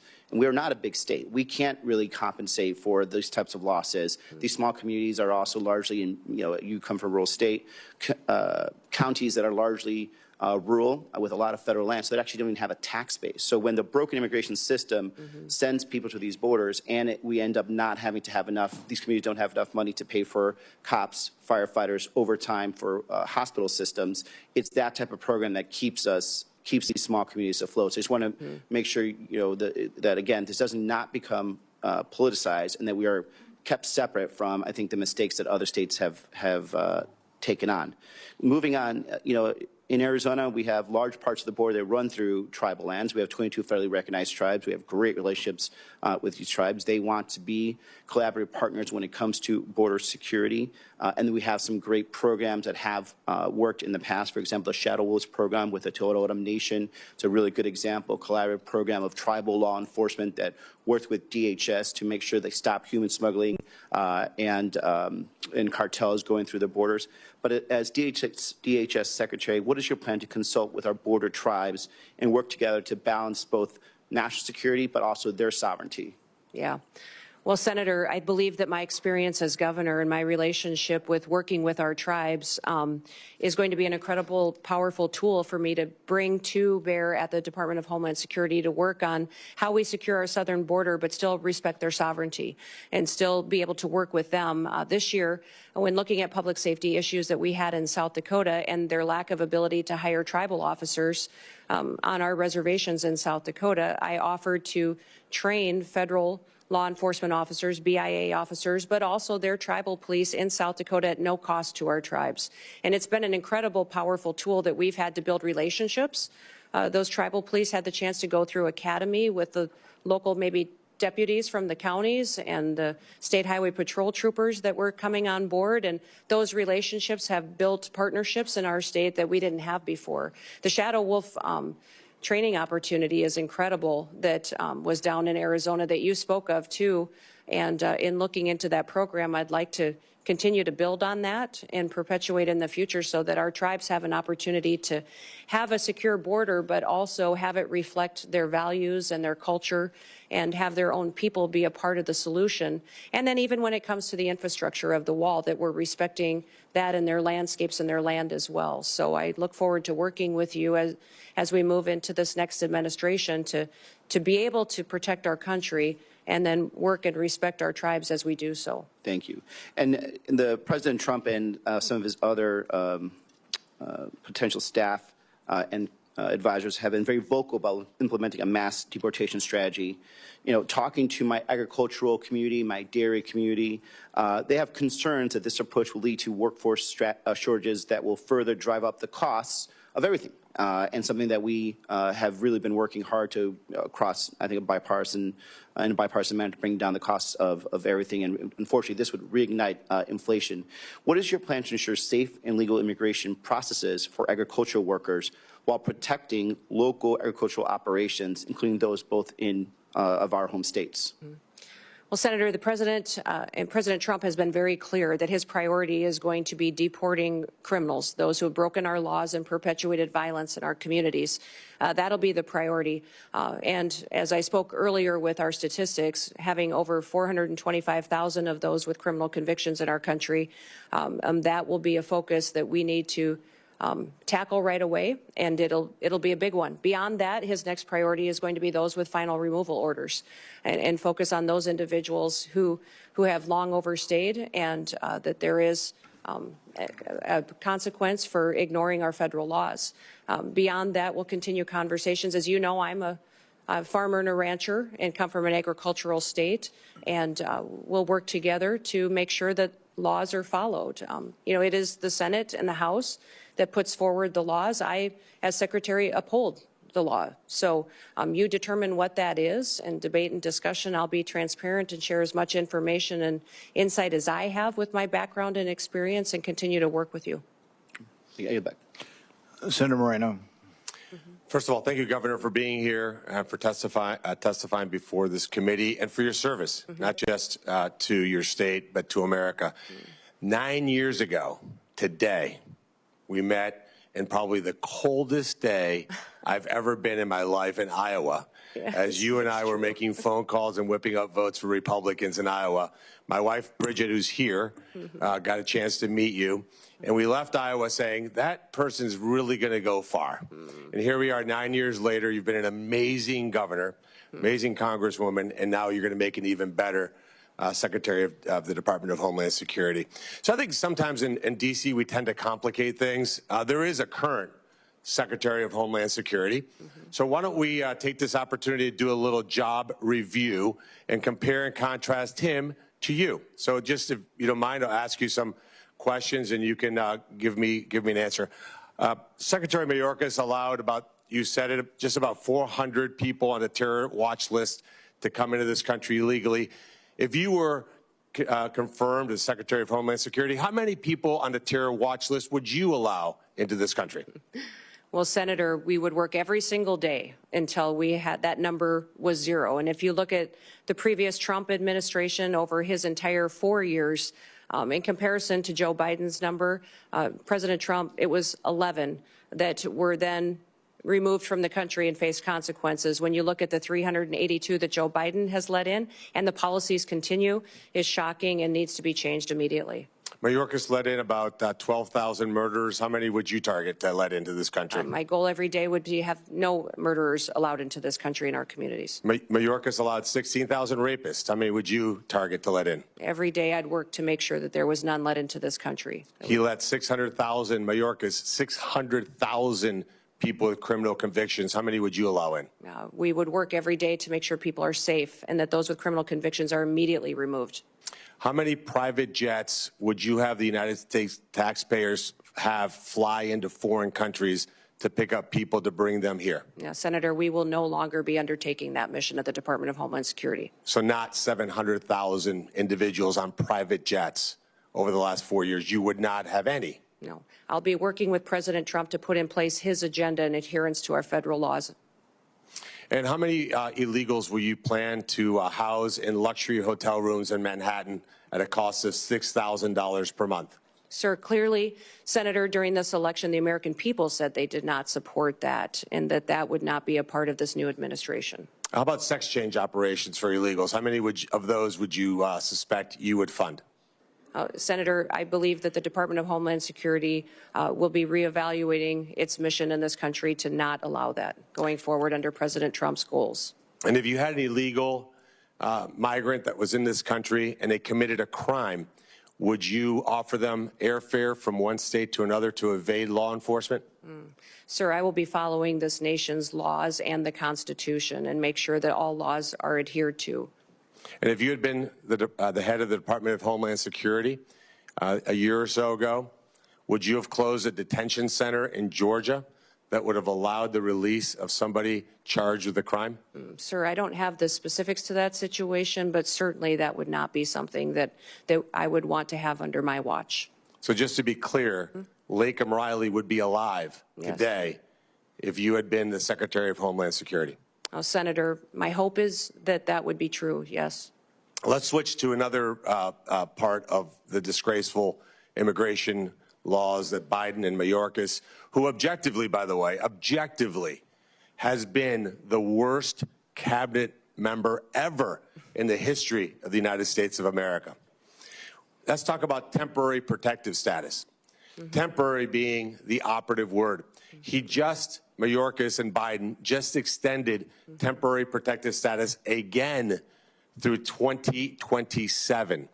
Will you continue to corrupt TPS to allow some sort of open borders agenda? And will you use hot weather of 80 degrees and sunny beaches in El Salvador as a reason why people have to stay in America and not safely return?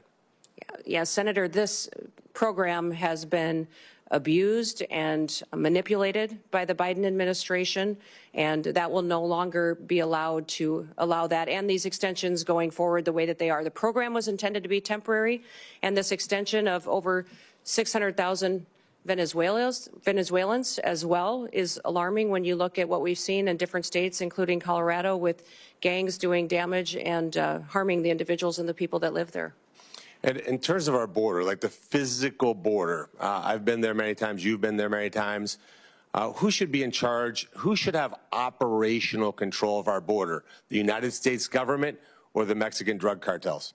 Oh, Senator, the United States needs to control our borders and secure them. So if this were a job interview in the private sector, and you had somebody like Alejandro Mayorkas in charge, and we had the opportunity to upgrade to you, this would be the greatest upgrade in history of the United States of America. But I'm going to end my time with a startling statistic and actually a challenge to the Democrat Party. When Mayorkas was confirmed, every single Democrat voted to confirm him, and 6 Republicans joined all 50 Democrats in that confirmation. If we get to the vote, and hopefully, Chairman, we could do that Monday, because we cannot wait one single day without you being in charge of that department.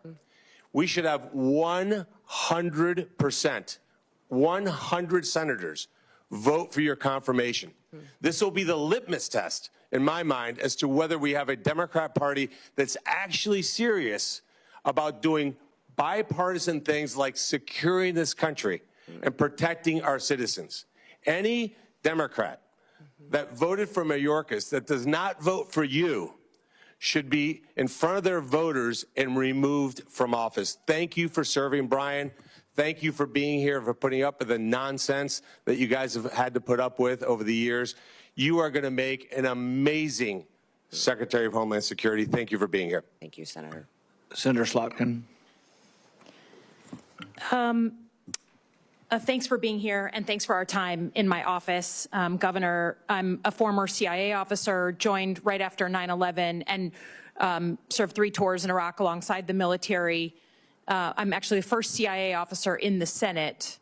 To me, the most important thing, again, as a Democrat from a state that Trump won, right, on the same ballot, we both won.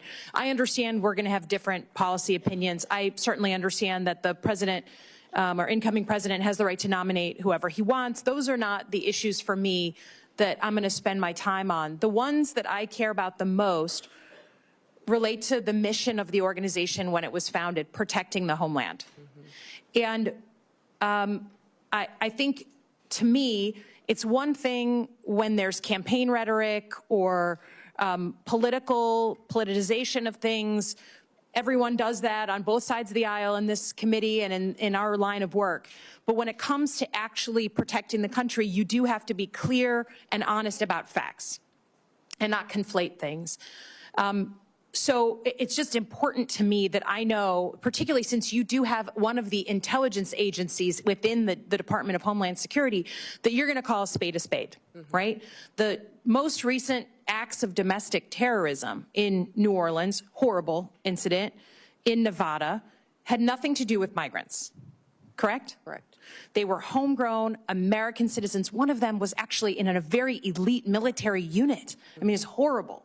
It's one of the hardest things to catch, the sort of lone wolf, radicalized American citizen. But I want to protect ourselves. Our most recent examples of domestic terrorism were not what we've spent the majority talking about today, crime from a migrant. And I don't dispute there is crime. But I just want to know, and I want to hear from you as an intelligence officer, that you're going to speak about real threats and not blow something up, politicize something, make something more exciting, because that's maybe what the president wants to hear, but your mission to protect and defend the Constitution means calling honestly what the threats are to the country. Can you just give me a yes or no, please?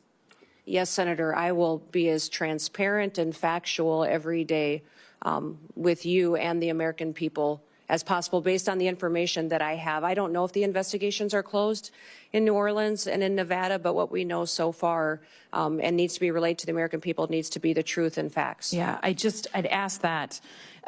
We've talked a lot about border security.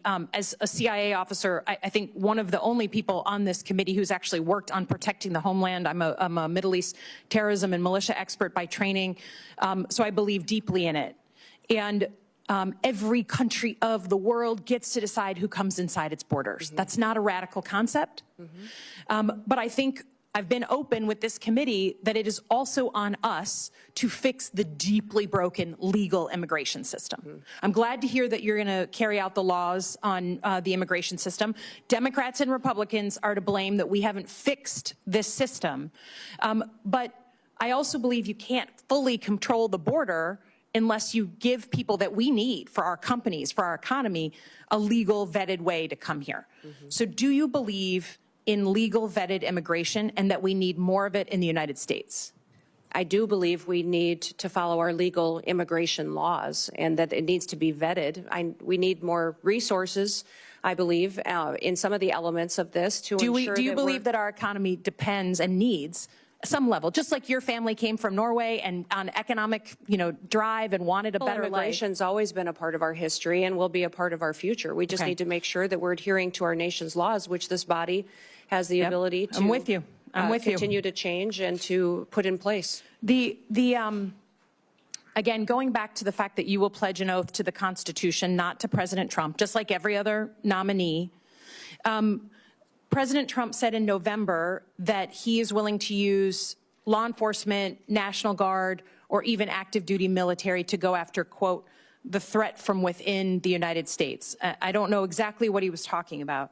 But we have recent examples from your predecessors at DHS where federal law enforcement were sent into a state, in this case, Oregon, without coordination with the governor. Those federal law enforcement officers at the time were putting down threats to federal buildings, and they were legitimate threats. I don't dispute there was destruction of property going on during a bunch of protests and riots. So I don't dispute that. But they weren't wearing insignia. We talked about this. They weren't wearing any markings. So people were arrested by folks in fatigues with no names, no idea who they were, like right out of a bad Hollywood movie, okay? If the president asks you to send in federal law enforcement to a state without coordination of that governor, would you support that action? Senator, my job, if nominated and sworn in as Secretary of Homeland Security, is to uphold the Constitution and to uphold the rules of this country. Yes, that will be the oath and the pledge that I will be making. And my goal also is to work with you to ensure that we have situations that are always appropriate, that we are well defined. I just need to know, you're a former governor. You can imagine that if Joe Biden sent in 700 federal law enforcement under Secretary Mayorkas without coordinating with you, I think we can agree you'd be a little upset. So I just ask that you give the same respect for coordination and that we are very sensitive. People are worried about politicizing of law enforcement and the uniformed military. That's a bad thing. I hope we can agree. Lastly, I will just say, Look forward to looking at the northern border, the Gordie Howe Bridge, your help staffing that. We know you aren't, right now, across many administrations, we haven't met our staffing goals at DHS, and that's a problem, so we really want to make sure that opens on time. But I also want your assurances, you received FEMA assistance from Joe Biden's administration, right? You had historic floods, you asked and requested of the administration, and you were given millions of dollars to help with that. I understand you don't like Gavin Newsom, but can you say in front of the American people that you will open the books to this committee, who does have oversight over FEMA, right? Yep. That you will open the books in a bipartisan way to ensure, whether it's North Carolina or California or anywhere in between, that the American people can know that you are not playing politics with disaster assistance? Yes, Senator, I'll work with you in this committee to make sure I'm following the federal law and ensuring that you have information and transparency from us and from DHS and FEMA. Thank you. Appreciate it. Yield back. Senator Langford. Governor Noem, great to see you. Great to see you, too. Thanks for being here. Thanks for accepting this nod that the president has given you. For Brian, thanks. Both of you, you've walked through a lot. I have had the privilege of knowing you for a very long time, since we served together in the House of Representatives. So I have the benefit of knowing how your qualifications and how strong you are in all these background issues and how hard you work on these things, because I've seen it firsthand. So I appreciate you stepping into this, because a lot of attention across the country will be focused on this. You know that full well, and you've stepped into it. For Governor Landry, my state and many folks in my state are praying for you and for your state. You've done a great job in leadership at this moment in a very, very tough time for Louisiana. And we don't want to see acts of terrorism anywhere in our country. It's incredibly difficult days for a governor. So thanks for your leadership on that as well. I also have to tell you, Kristi, I've whined to my wife occasionally about the temperature that's coming on Monday. I'm very excited about Trump's inaugural, but we're all going to be sitting outside in about 12 degrees. And I thought, just for fun, I would check South Dakota on Monday. It's 1 for a high. For a high. Yeah, for a high. And so I'm going to stop whining about the temperature Monday here in Washington, D.C. on it. I'm going to run through a couple of things here because I know you. Not everybody in Oklahoma knows you. The questions that I get from people, though, in Oklahoma, I want to be able to run past you because they want to be able to know the answer to these things. So I'm just going to blitz through a whole bunch of them. Will you use the legal authority that DHS already has to be able to close our border? Yes, Senator. I will work with President Trump to ensure that we're securing our border. Thank you. There's a lot of things that this Congress needs to do, has already been mentioned by Senator Slotkin as well, that we need to do to be able to close loopholes, to be able to give you additional authority. But there's a tremendous amount of authority currently not being used. In Oklahoma, as you're saying, is that about to be used? And they'll be grateful to be able to hear that. No other president has ever created a phone app to be able to facilitate a faster processing of aliens in, called the CBP-1 app. It's been mentioned several times here. Will you use your authority to stop facilitating faster processing of illegal aliens into our country with the CBP-1 app? Yes, Senator. We will eliminate the CBP-1 app, maintain some of the data that's in it that's critical to knowing who's in our country, but that app will no longer be in use. Thank you. No other president has ever used the parole authority, just in general, humanitarian parole, to facilitate faster processing of aliens into our country, which leads to the catch and release we've all heard about. So the Oklahomans that I talk to say, are we about to end the abuse of parole and end catch and release? Is that about to stop? Senator, President Trump's been very clear that he will end catch and release. Terrific. Folks want to know, will you use your authority with the funds that are given to you by Congress to actually build more wall rather than use the funding that's given to you, as the Biden administration did, to do environmental remediation around the border rather than actual border wall and border structure? Yeah. Senator, President Trump has been clear that he wants to build the wall. So do we. So will you use your authority to be able to scan more vehicles? And obviously, we've got to get you the funding to be able to do this, to be able to scan more vehicles and individuals that are carrying fentanyl into our country through our ports of entry. Yes, Senator. We will continue to use technologies, but hopefully be able to use more with the resources that we're granted to scan those vehicles and know what's coming in and out of this country.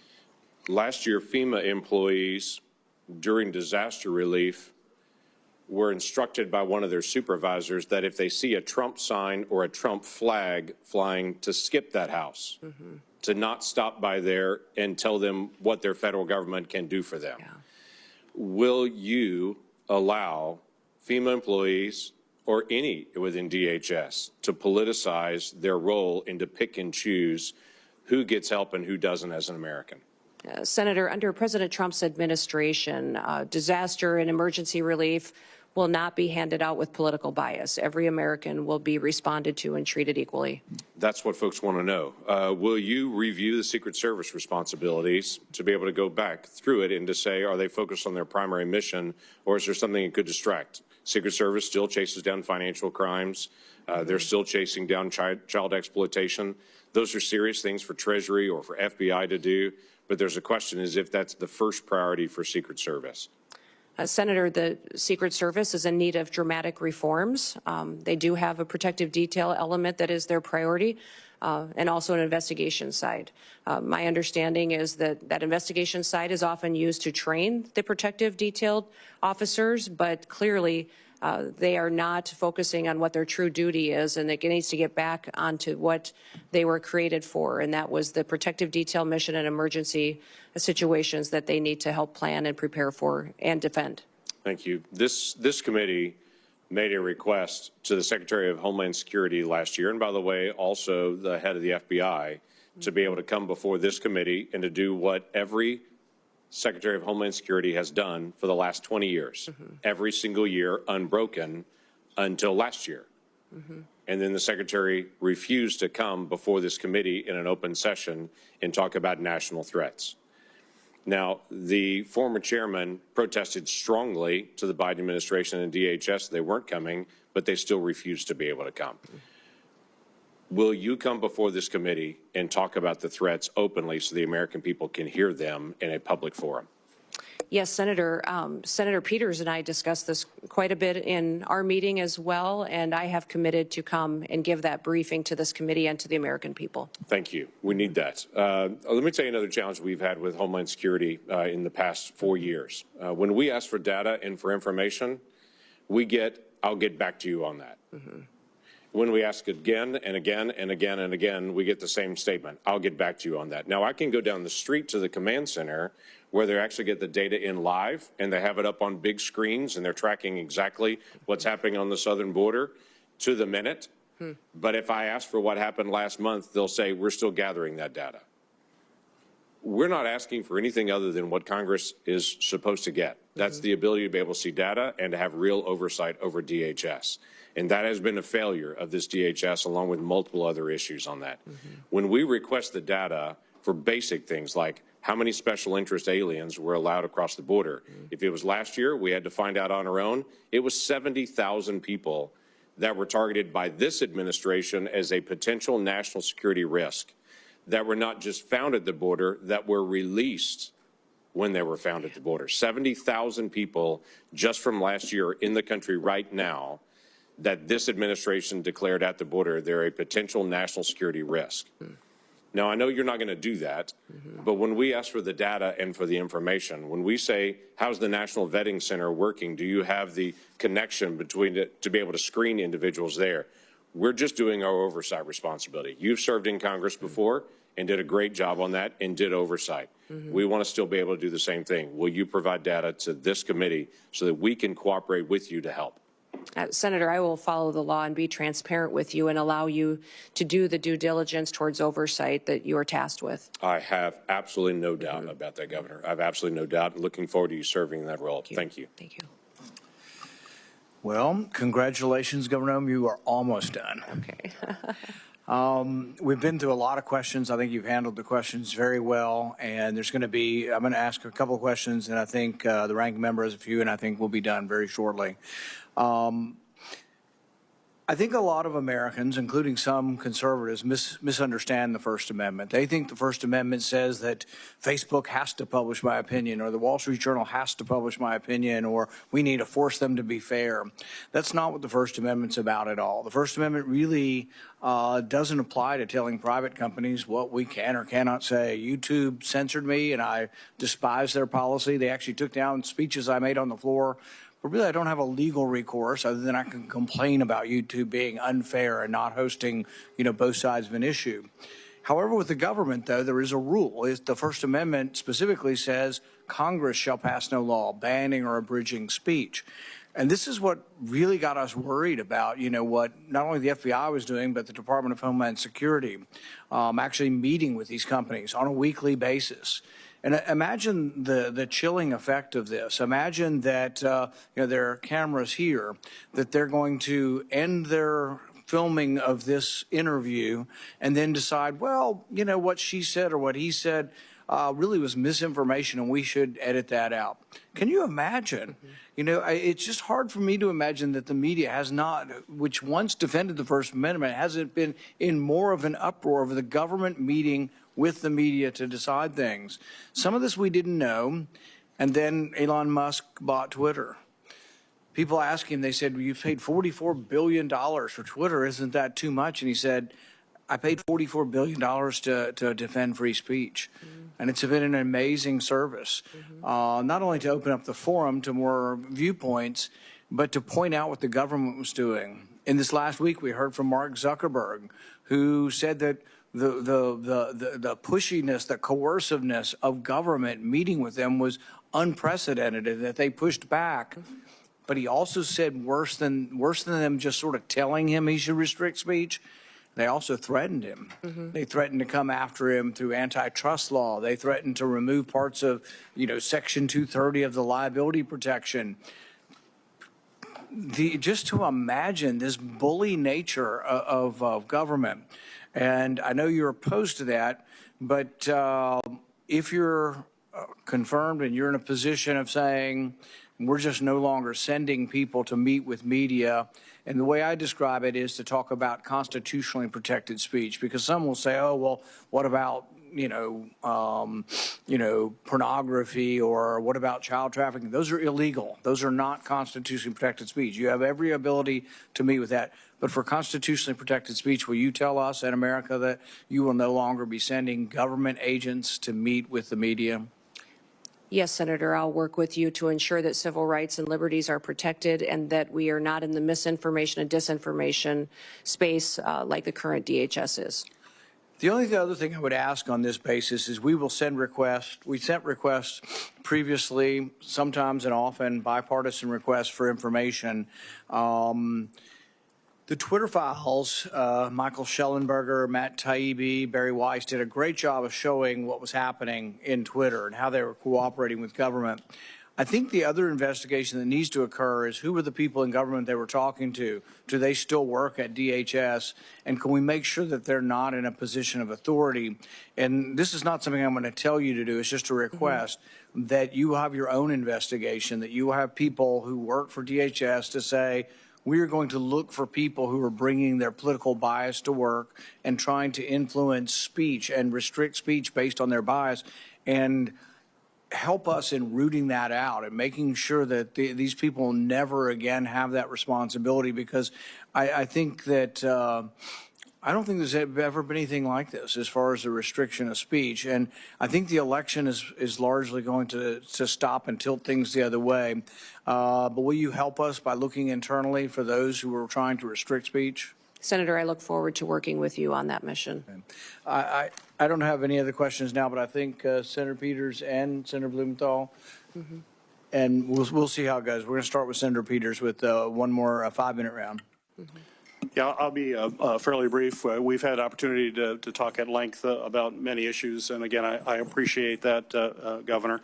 I just want to stress going forward, and we've heard a lot of comments here. I think there's been a fair amount of political theater, not as much as I know exists in other committees, and I've always strived, and I know Ranking Member, or now Chairman Paul, share the notion that we want to be a fact-based committee and try to find tangible solutions to the tough problems that we face, and data is important.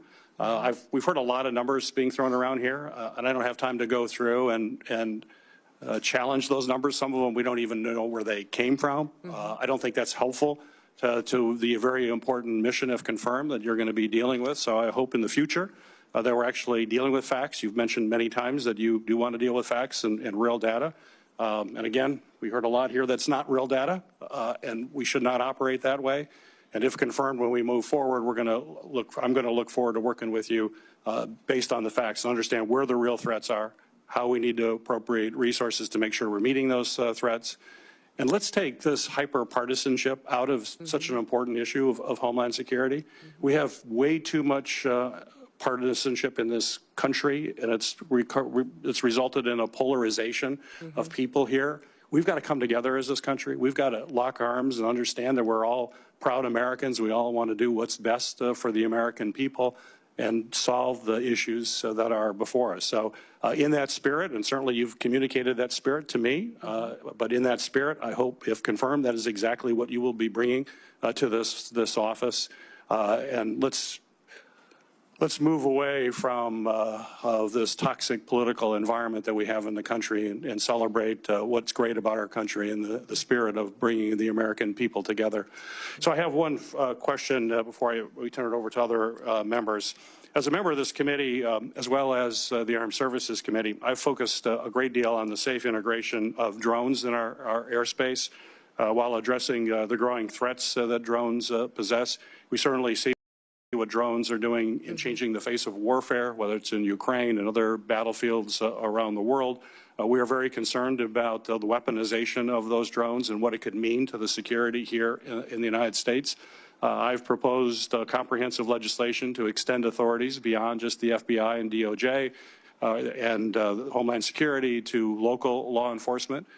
You mentioned in your comments about security for the Super Bowl, which is incredibly important. But we have to remember that that threat exists for all games. In fact, one of the biggest supporters of my legislation is the NFL. In fact, we just had a recent playoff game that was delayed because of drones that flew into that playoff game. We are very concerned that you could have a drone with a grenade or an explosive device, which would be absolutely catastrophic. It's absolutely essential that we address this threat. What we're seeing around the world and what we're seeing in daily activities should be a concern. I think this is just a matter of time. It's not if, it's when, and we need to be on the front end of that. And with that in mind, I want to remind folks that Congress just recently extended critical counter-UAS authority, counter-drone authority, only for a short-time basis for the 12th time. We only do these little tiny short-term extensions, and we aren't dealing with the problem comprehensively as we should. And those are going to expire on March 14th, a very short time from now. And so my question for you, Governor, is if confirmed as DH Secretary, will you commit to working with me and my colleagues to pass durable, long-term authorities that will protect this country from what is a real threat and it's just a matter of time? And I don't want to have a horrible incident occur and people wonder why we didn't take action beforehand. So please address that. Senator, I look forward to working with you in this committee to address the threats we may face and the usage of drones in this country and in relation to our national security interests and our Homeland Security interests. So thank you for bringing up the conversation today, because it is one of the areas within DHS that we have a responsibility to address in cooperation with Congress. And my first comments on bringing people together. Please comment on that. Oh, well, thank you, I didn't sir. ask that question, yes, but no. it's in my 24 seconds left. I'm looking forward to working with everyone, Republicans and Democrats, and everyone else in between that in this country that is focused on keeping America safe and secure for our future. I would just point, Senator, to my background and my history. When I came to Congress, I worked with Republicans and Democrats on both sides of the aisle on many pieces of legislation and was very happy to do so and focus on priorities on where we could agreement, knowing we may disagree on some issues, but there was areas where we could keep the federal government accountable and do due diligence by the people that pay their taxes and get up and go to work every single day. As governor as well, I was governor for every single person in the state of South Dakota, and they were my #1 priority, and everyone knew there that it didn't matter if you were Republican or Democrat, that my focus was on them and keeping our state thriving and free. So I look forward to continuing the work that I always have to be coming up with solutions and in a bipartisan manner. And hopefully my visits to your office and conversations reflected that and my intention on how I would conduct the role as the Department of Homeland Security Secretary. Got a brief follow-up to that. Sure. So it's data. Yes. And facts that we can all agree on that drive our policy and not political theater. Would you agree? Well, certainly, sir, we need to be addressing facts and information rather than political theater. We also need to speak truth to facts. So I think it's important that we're willing to confront our challenges head on and have those conversations. And you'll see me back at your office door very soon to continue our work together. Very good. Thank you. And I want to second basically what Senator Peters has said. Like on records requests, I've told him, and I plan on it, it's going to be administration of my party.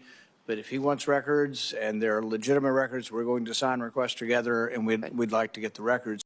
It also helps, though, and I think Senator Langford mentioned this, is you ask a question, not you, but to the administration or any administration, and they're like, oh, yeah, we'll get back to you on it. Many times I've even asked in advance, and I would suggest that we ask in advance together. We ask in advance. If you're coming in a month, we say we want this data, be prepared to talk about it.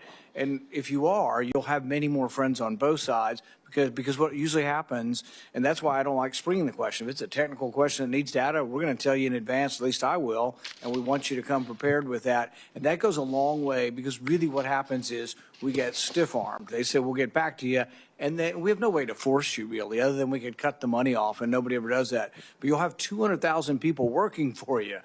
By goodness, send your experts out, scour the records. And it is true. I mean, facts are difficult, and sometimes there's different spins on the same set of facts. But I think that will help. On the drones, I think we need more facts, you know, so I'm more than willing to work with the ranking member on doing something on drones, but I don't want every sheriff out there shooting up in the sky at stuff. We got to figure out, we got to get the truth about, do we really have drones everywhere flying all the time? How many of them are planes? How many of them are drones? And let's go through this, and then let's figure out. And then let's talk about how we bring drones down. If we interrupt and collect a lot of cellular signal through that, are we doing it with a warrant? What are we going to do with all the Americans' data that we've collected to take down drones? If we have to take a whole cell tower's worth of data, there's a lot of innocent people's data is going to be collected in that. Is that being gotten rid of? So I think there are ways we can get to the right place. Everybody, obviously, nobody wants drones coming down. And the only other thing that I'd add on drones before I turn it over to Senator Langford is, look, I'm all for the NFL being protected, the Super Bowl being protected. They need to pay. They are a very rich organization. They want drones flying over in New Orleans. I'm all for it. The NFL ought to pay the government if the government's doing it, or we ought to have private contractors doing it, but they shouldn't just get it for free. Senator Langford. Thank you. Thanks again. As Senator Paul will remember on this, there used to be a public-facing website that all Americans could actually get the data, what's happening on the border, what's actually moving, and then when the numbers got bad, that seemed to disappear. And then we couldn't even get the data anymore. So I look forward to actually finding ways to be able to have everybody has the ability to be able to see some of this data as well on it.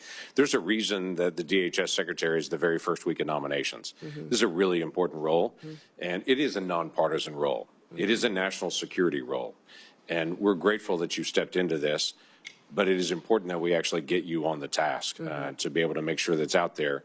You mentioned earlier in your testimony that we do have a morale problem at DHS right now. And I think a lot of that is because people that signed up to be federal law enforcement to be able to protect the United States of America have felt like they've been sidelined and they've not been able to do their job that they really signed up for. And what I'm hearing from you is you're going to allow them to do their job again. What has been historically true for a long time, that federal law enforcement is there to actually help protect the country and the citizens in those communities, that you're going to allow them to do that, and that's helpful. So I have two quick things that I want to be able to mention on this. One is right now, just in the structure of this, and we can talk about this at a different time, but CBP facilities that are along the border are really run by a different entity called GSA. And they're not allowed to be able to do updates on their facilities or to design their facilities. Somebody who lives 3,000 miles away and who doesn't actually do Border Patrol work, they actually design and oversee their facilities. That's a problem that we've got to be able to fix. So we've worked to be able to give more flexibility to CBP, that when they have difficulty and challenges there, they have the ability to be able to make those changes. But I'm not going to ask you to make a commitment to this because this is just one of those detail areas. But will you commit in the future to working with us, that this committee and you can work together to be able to figure out how the folks that are on the field can actually make decisions about the facilities they work in? Yeah, Senator, I commit to working with you on that issue. It's terrific. And then I had a constituent in Oklahoma that is a hunter, like you are, like I am. Yeah. he had a bag that he had some additional rounds that were in his bag that were left over from a hunting trip months before. He packed his bag, went on a vacation trip overseas, went through security with his bag. When he got overseas and then left and came back, they scanned his bag and said, you have bullets, you have rounds in your bag. And he had, I think, 5 that were in his bag that he didn't even remember were left over in an outside pocket from a hunting trip before. Well, they promptly put him in jail and held him there and detained him there. Now, we worked through all the process to be able to get him back. My question is, that same bag went through TSA security in my state before it went through security overseas. And so one of the questions that I've asked is, why were those rounds picked up there and not here? Now, we don't have the full answer to that yet, but that's just one of those TSA questions that we need to have. Americans right now are on planes all over the country, and they count on a certain level of security when they go through that process. So in the days ahead, will you work with me to be able to identify what are the challenges that we still face with the screening process, and to be able to correct those for the security of all Americans? Yes, Senator, I will work with you on that. I was surprised TSA didn't come up more today, but that is a area in need of reform as well, and I look forward to working with you there. Look forward to that. Thank you. I yield back. Government needs a healthy dose of common sense, bullets in your bag. I had a guy with bullets in the back of his pickup truck coming back from Mexico. We arrested him and took his truck, and only because the Institute of Justice fought for him for 3 years did he get his truck back. I mean, that's crazy, the things we do. Let's have some common sense, and hopefully someone overseeing it will allow that. Senator Blumenthal, you're going to finish this up. Thank you, Chairman Paul. I'm the last of your questioners, so that means I get unlimited amounts of time. Okay. Not really. Not even close. I want to sort of continue the emphasis on bipartisanship, and most especially on immigration reform. What this nation needs is comprehensive immigration reform. We know about the need for more H-1B visas and other kinds of extensions of the visa program that enable the United States to have more workers that are desperately needed in certain areas of our country. We know that there has to be better border security generally. We know we need to provide some kind of path to earn citizenship for a lot of the undocumented people in this country. And we know it's possible because we did it in 2013. The United States Senate, as you will recall, passed a comprehensive immigration reform measure. Overwhelmingly, it was bipartisan. I was proud to be a part of it going through the Judiciary Committee, but obviously it will involve Homeland Security. And I hope that we can continue, as Senator Langford was a part of the effort in the last session, to expand on those efforts and move forward on a bipartisan basis toward bipartisan, comprehensive immigration reform. I want to talk to you a little bit about domestic terrorism, which we discussed during my previous round, and I know you've discussed it afterward, including not just migrant crime and radicalization by ISIS, which are real and present problems. I also want to ask you about domestic terrorism events unrelated to groups outside our borders. We've seen a rise in anti-Semitism in this country. It has spiked beyond any prediction. And I want to know of your concern with anti-Semitist, racist events, Charlottesville, Buffalo, Pittsburgh. There's a shorthand for these violent terrorist acts against people in the United States. Yes, Senator, I'm very concerned about what we've seen in this country as far as anti-Semitic violence that has happened. In fact, last year during our legislative session, I brought legislation to more clearly define it so that we could fight it in our home state. And I'm hopeful I can work with you to continue to do what we can to make sure that we are addressing this rising threat and not facilitating it in this country. And I just want to make sure that when you say we're protecting Americans against terrorism, that we're protecting all Americans, including people in mosques in churches, in synagogues, people, regardless of their worship, their race, their background. We need to protect all Americans from anti-Semitism, racism, Islamophobia. I hope you'll commit to that effort. Yes, correct. Thank you, Senator, and I look forward to working with you to do that. In my closing minute and a half, I just want to call your attention to an effort that I've led to help reunite children with their parents, children who were separated as a result of the so-called family separation policy in the last administration. I have introduced a measure called Keep Families Together, not only to limit separation of families at or near ports of entry, but also the Families Belong Together Act for several Congresses to help bring the children, the kids who were victims of this policy and who still are not back with their parents. I hope that you will support that kind of effort. Senator, the Trump administration never had a family separation policy. They had a zero tolerance policy, which said that our laws would be followed.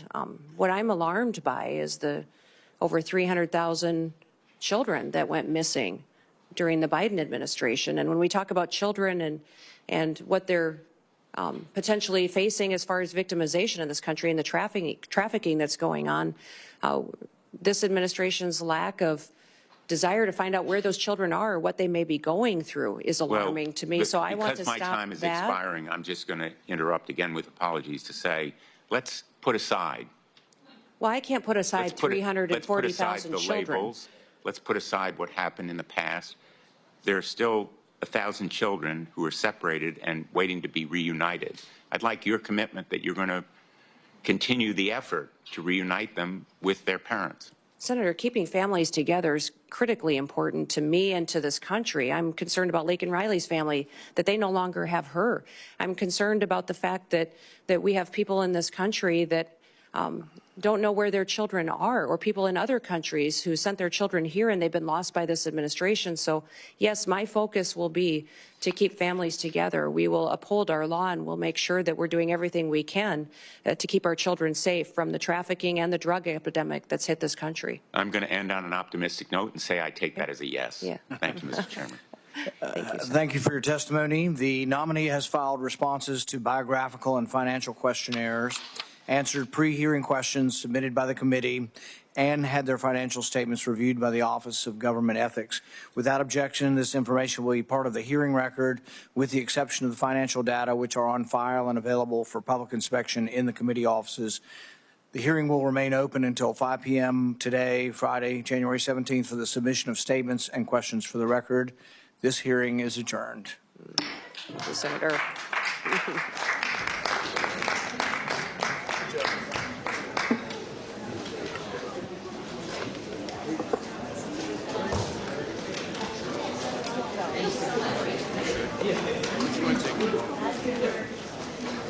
Congratulations. That was great. That was great. Well, there you have it. Looks like it's going to be smooth sailing here for Kristi Noem. Honestly, there was no real pushback. There was no real objection to be had. At the end there, I mean, count on Blumenthal, the most exciting human in existence. Count on him to put his foot in his mouth, getting called out on the 300,000 missing children, which is not anything of humor. It's just a reality that he didn't want to have to relive.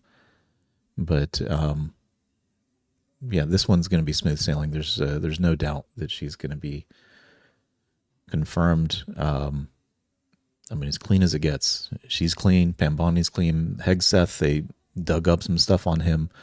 But I mean, this is along the lines of Amy Coney Barrett's nomination to the Supreme Court. I mean, she didn't even show up with notes. She just had a little pencil and small piece of paper to, write down a question if she was asked to take away and come back with an answer. But this was pretty smooth. Probably smooth as it's going to come. So this is it for today in terms of confirmation hearings. Next week, There's a lot more coming up.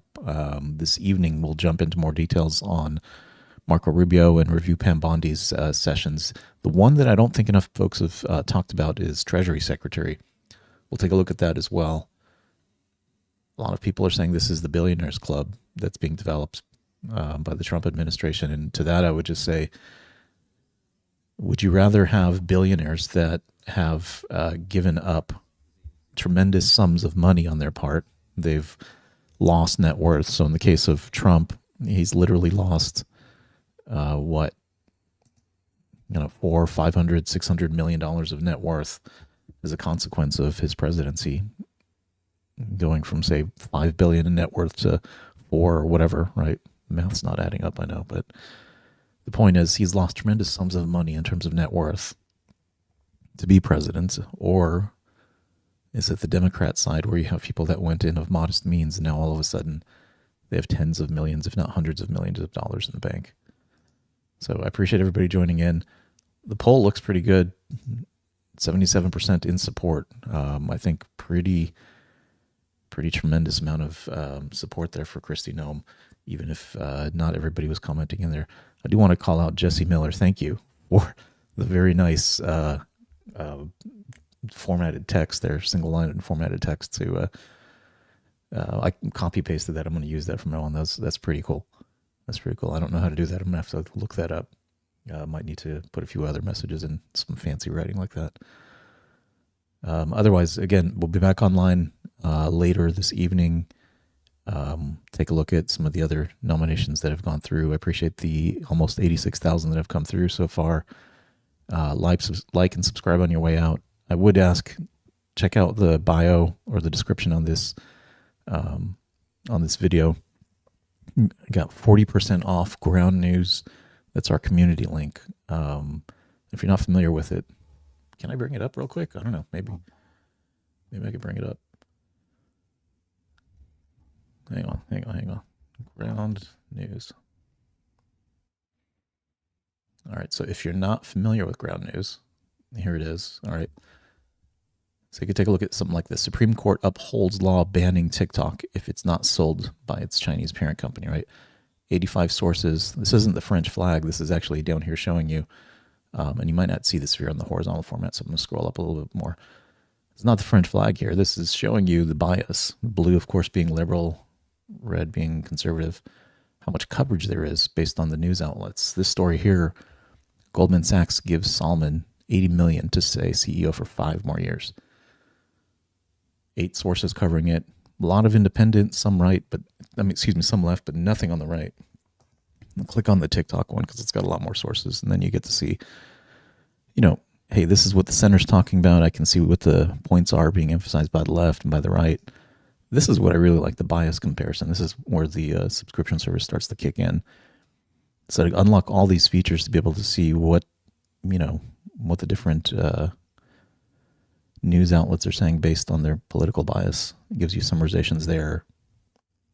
Factuality is another key one, because there's so many sources reporting on something. How much factuality is there? And of course, these do rely on, this internal grassroots organization, Ground News. It does rely on a lot of other, inputs that they receive. But like, for instance, this one, news from the States, right? I can click on that. And, it says, hey, this particular news outlet, we say they are left-leaning. This is the source that we get that from. But what if I don't agree? Like, for instance, CNN. What if I don't agree? Because you're subscribed, I can come in here and give them feedback and things will get reevaluated, or I can reset the bias as to what I think it should be. And then my news feed updates accordingly. Anyway, haven't gone into some of the AI questioning that you can put in there, but great service. I do this a lot for my own research. All right, guys. Thanks for tuning in. Again, link in bio or in the description. Ground News, 40% off if you use our community link. Check that out. Like and subscribe. I'll catch you guys on the next stream.